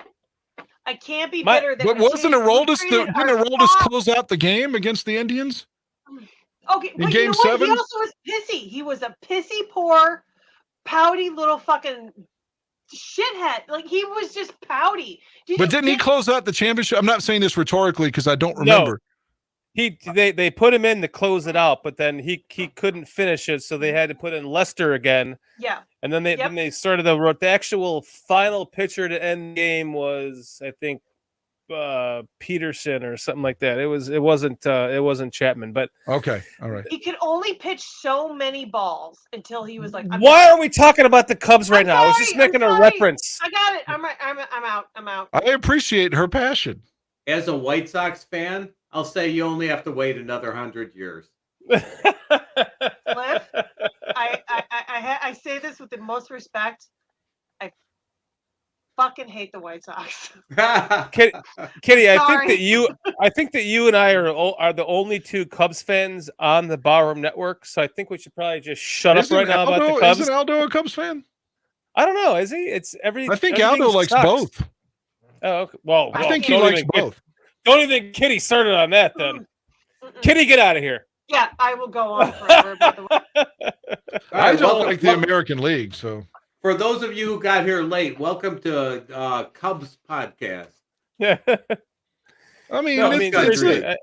I was trying to make the reference to like trading everything away to, for one championship. Would it have been worth it for if the Bears said if they sold their soul to win the fucking 85 championship, that they would never win another game again against the fucking Patriots? No, screw Is that. my point to this. Yes, yes, and it's I and it's asked a terrible Aldo. point. I hate asked it. I asked Aldo this on air and within this summer sometime what he thought if like before the Super Bowl, if it was like, hey man, you're never going to beat this team and they're going to become a dynasty, or you could be the dynasty later. What about today? Which one would you take? He said, fuck it, give me Super Bowl 20. Yeah, that's what it that's kind of seems like what it was. Like with the Cubs too. They Well, sold their here's- soul to get Chapman, and that they won the one championship, and he went back to the Yankees, and that was it.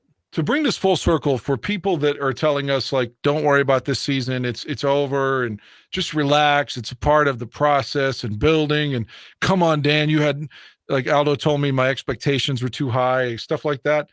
For me, maybe I could just be like, oh, okay, had they won Super Bowl 41. Yeah. For years I was okay with the Reds. I mean, just being awful because of the World Series in 90. I was like, I already got my championship. Like, I hope to see another one, but like I love the team and blah, blah, blah. I'm loyal. Mm-hmm. So Dan, this year is already a success because Nagy is no longer here. I agree with that. But if the Bears had just won in Miami against the Colts, then I could relax. I feel like I don't know how many more years I have left, guys. I'm not trying to be funny or dramatic. I'm sorry, guys, but the word is know. the word has been said. I'm not even going to get into that. I have zero thought. But you know what I'm saying? Like, I don't want to be one of these Cubs fans that like their whole life is defined by winning the World Series and then they die. Like, I know. If they I would feel have like won that's in going to be me with the yeah. If they would have won in 2006, then nobody would be fucking talking about the 85 Bears anymore. We'd be talking about the 2006 Bears. How do we get back to there? How do we get back to there? Or at the very least, I would feel like it's okay or something if they're losing, because that one would have like satiated my desires or something. Like I would feel like it. I always feel like it's a sense of urgency. Like, dude, I could die. Right. For real. We need to win because I might not be here next season. I mean, I'm not trying to be funny.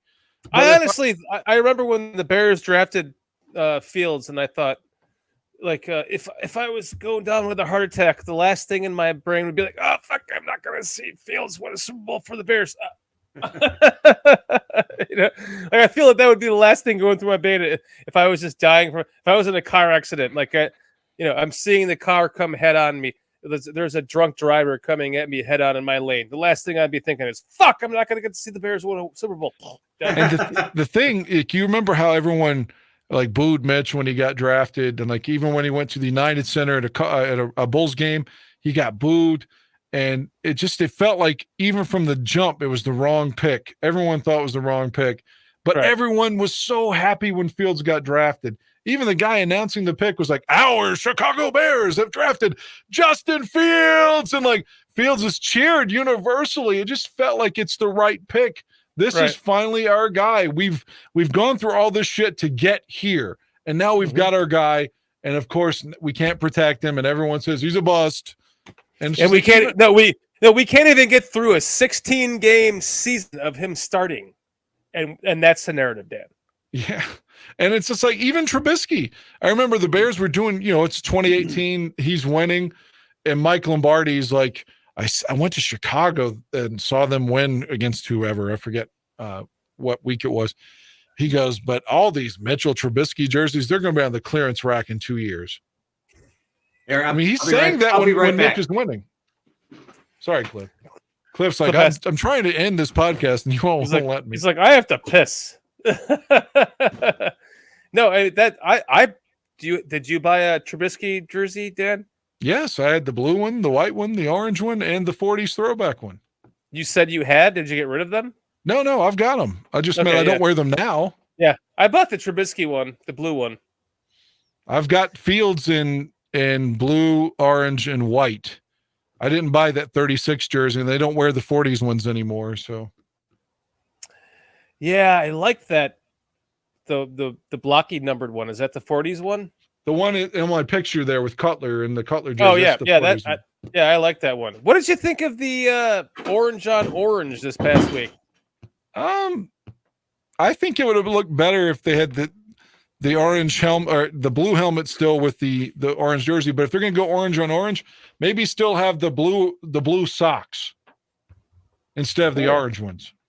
What is I was that? looking. That's my dog. I was looking for a picture for J2K. Oh, you have a German Shepherd, huh? Yes, he's resting now. He's like, what are you doing? Leave me alone.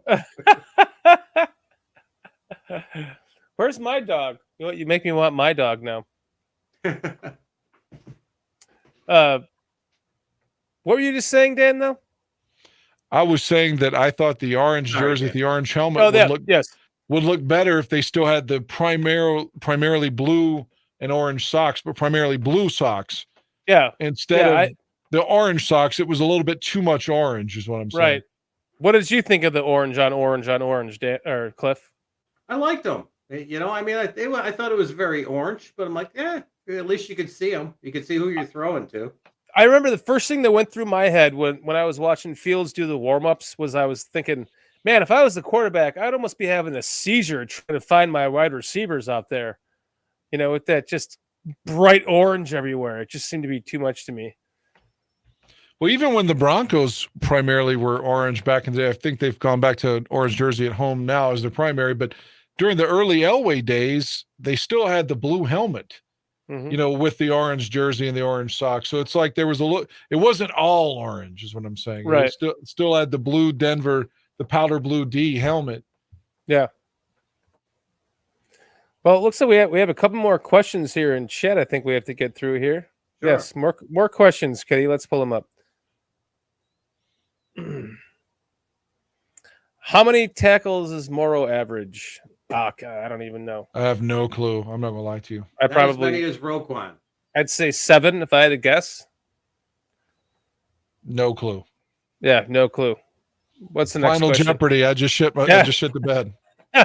Totally. If Poles wants to lock Joe Treviso, if Poles wants to lock up Mooney, what should his contract be? Ooh. I'm staying away from locking up Mooney. That's my opinion.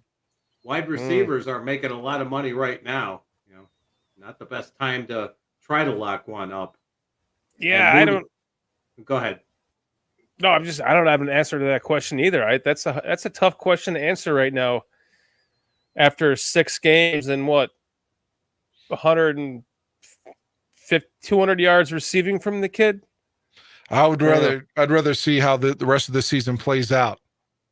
Yeah. Before I would think about re-signing him, and because he's got one more year on the deal. So I would wait till the end of this 3rd season of his before I would decide what we're doing with him. Yeah. Sure. I would too. Next question, Kitty. Did Poles do enough this offseason? Why or why not? You already know my answer. I'm going to say no because of the line. Yep. I think Cliff? I think that fixing the salary cap was big. I think that getting a lot of prospects was big. As Dan says, I was hoping that the offensive line would be a little bit better than it is so far. But I think he's done more than most rookie GMs probably would have done. So I will give him one more year.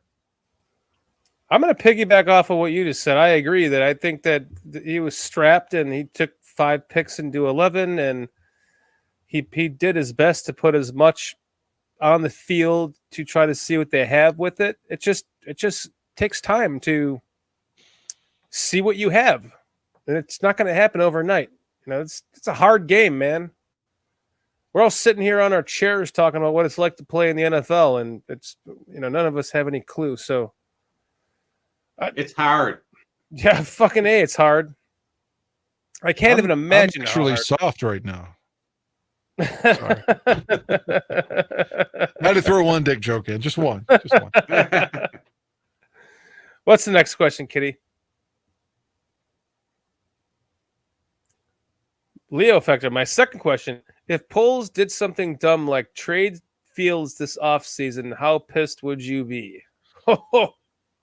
I'd be really pissed, but going back to my youth, there was a time after Jim McMahon got traded to San Diego that I thought I was going to become a Chargers fan. And my dad set me down and basically said some shit to me like loyalty is important and you're a Bears fan, so stick with it. So if I could stick with the Bears at age 8 when Jim McMahon's traded to San Diego, I'll stick with the Bears even if they trade Fields, but I will not like it if they do it. If they traded Fields for Josh Allen or somebody of that level, okay, you can do that. But who are they going to get to replace Fields if they trade him? Just a draft pick, and I think that's terrible. Or multiple, but you're not sure to land a top pick in the next year in the next draft either. 2 years from now. So, my question is, if they did something dumb like that, I would be pissed. I would be very pissed because I don't see a quarterback better in this draft coming up, and the kid just. He would be in his second year of development in this offense going into next year. And really, that's what you need to know, or that's when you find out what you have in Justin Fields is in this second year in this offense. You can't judge him. Yeah, sorry. Justin Fields is a 2-year rebuild. If you move on to somebody else, you're in a 5-year rebuild. I'm getting old. I don't want to wait that long. I agree. Yep. 100%. You just took the words right out of my mouth. Thank you. Stephen Me. Wait, go back to the last one. He said he's never played in the NFL, but Tecmo Bowl counts, right? Oh, yeah. Okay, yeah. So what's the next one, Kitty? That was an excellent question. J2K, who do you think is the best shade nose tackle 4-3 defensive line is? Wait. Who do you think is the best shade nose tackle 4-3 defensive line is the best in this draft? Outside of Carter, the next best 3-tech is an early second rounder at best. So who do you draft? I saw you pull that up earlier in the chat, J2K, about basically Carter being the best 3-tech. So if you're not in that spot to pick him, what do you do? I would say in that moment, if you're like, let's say top 10 and you can't get Carter, you can't get that 4-3 3-tech that you need, you trade down, you get more picks.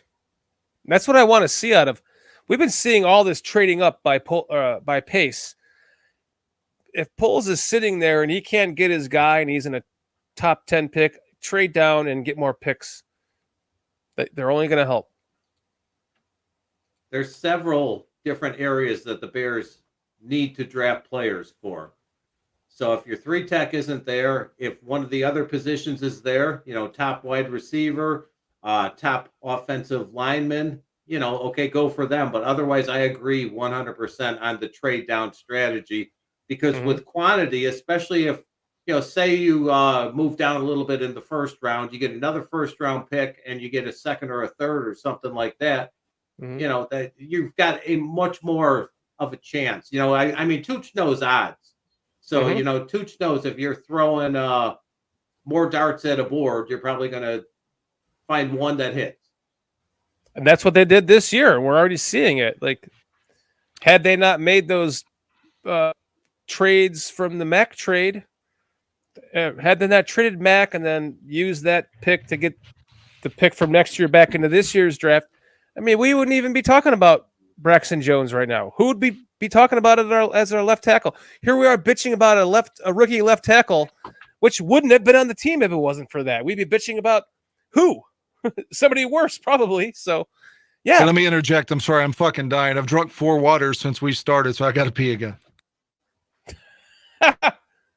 Are you peeing now or are you interjecting by talking? He's peeing. Okay. He's peeing and interjecting.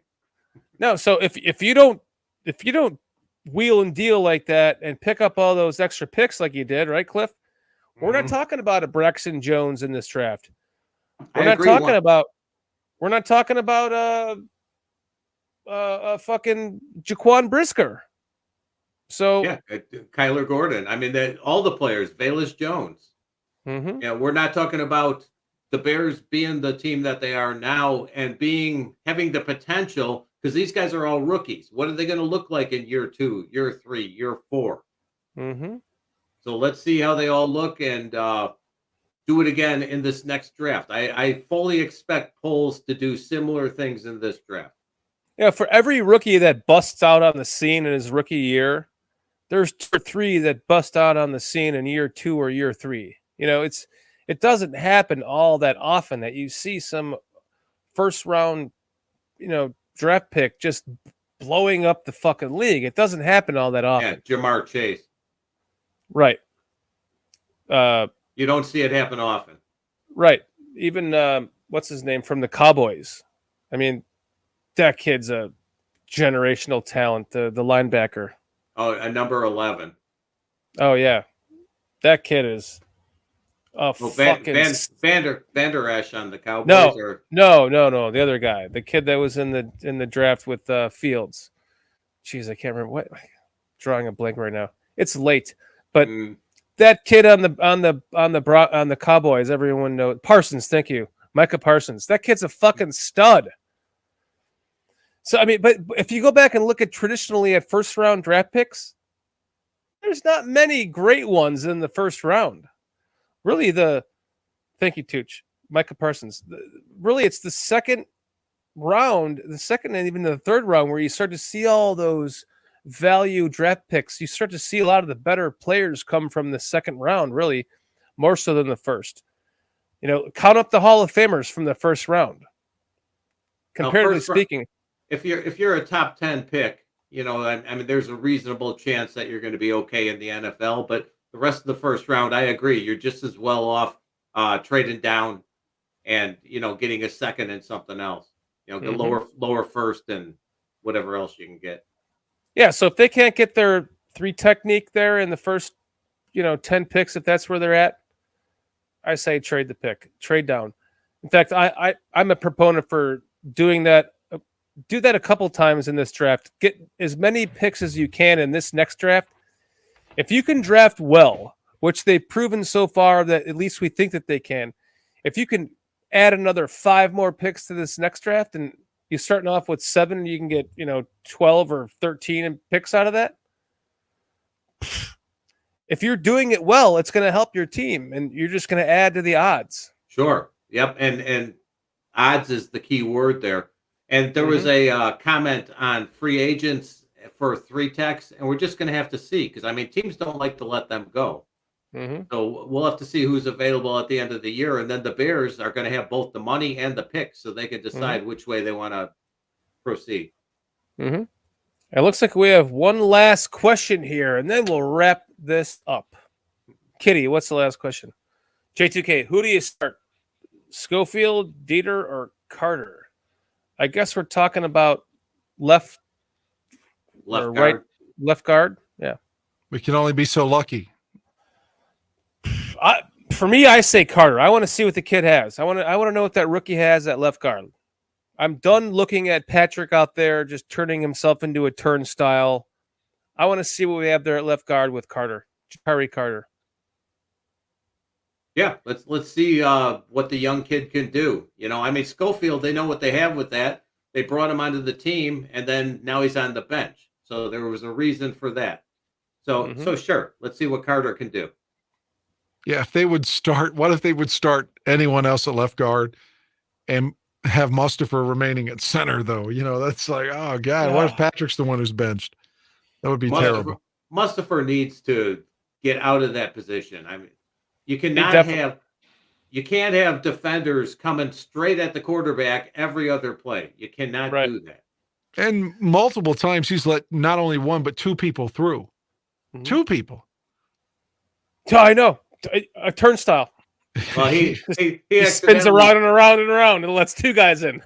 he accidentally took out his own player, allowing 2 people in. Looks like the Broncos and Chargers are about to tie. Oh, no kidding. I was checking my fantasy, but I am. Oh, no. It's overtime. I'm sorry. I apologize. It's they're about to go to overtime. I thought they were already in OT. They're going to OT. That's my bad. Well, if we close the show out, I will check that. Yeah, I'd like to see the end of that. That was a good game last night too. Seeing the end of that one. Yep. I haven't watched 1 second of football since Thursday. I've been so upset over the Bear game. I didn't watch the Jets beat Green Bay. I didn't watch anything. I haven't watched 1 second of football outside of the Bears, to be honest with you. My internet came back Saturday. I woke up Sunday. I flip on actually, I said, hello, Alexa, because that's been my way of testing the internet. I say, hello. I say, Alexa, hello. And she flashes red, and I'm like, no, no football. But it came back eventually. That's hilarious. Well, guys, I want to thank you very much for this awesome Monday night. You guys have been excellent. Cliff, it's great to have you back with your Cliff Notes and just having you part of the show. Yeah, we're glad everything's okay with you there back home. And Dan, once again, thank you for joining us on the show. I mean, you're just such a knowledge of information.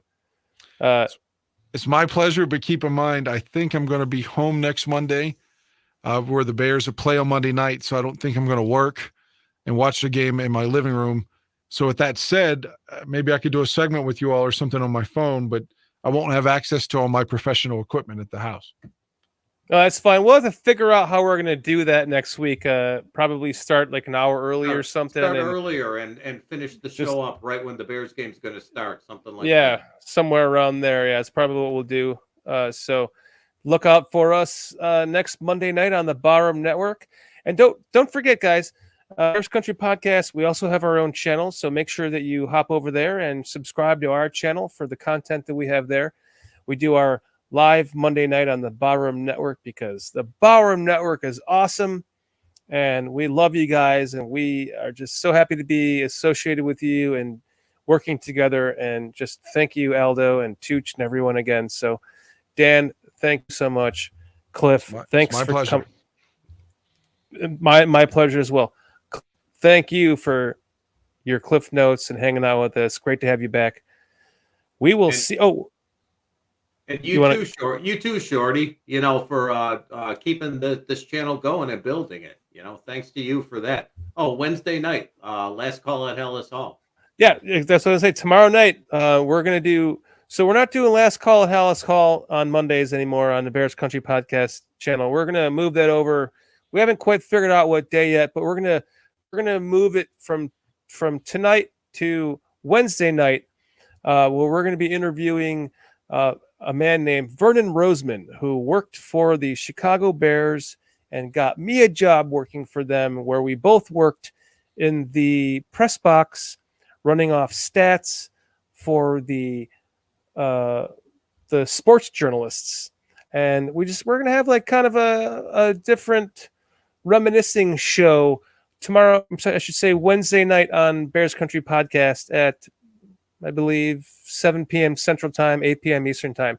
So check us out there for that show, because that should be pretty interesting, because it was really fun working for the Bears. We're going to kind of dive into that, the training camps that we stayed at, and staying in the dorm room with the Bears and eating our meals with them, and being in the press box for every game, and going onto the field and going into the locker room and all that kind of stuff. It's going to be kind of like a like a bye week, if you will, kind of a Wednesday subject that's just not talking about constant Bears losses. So we appreciate you guys.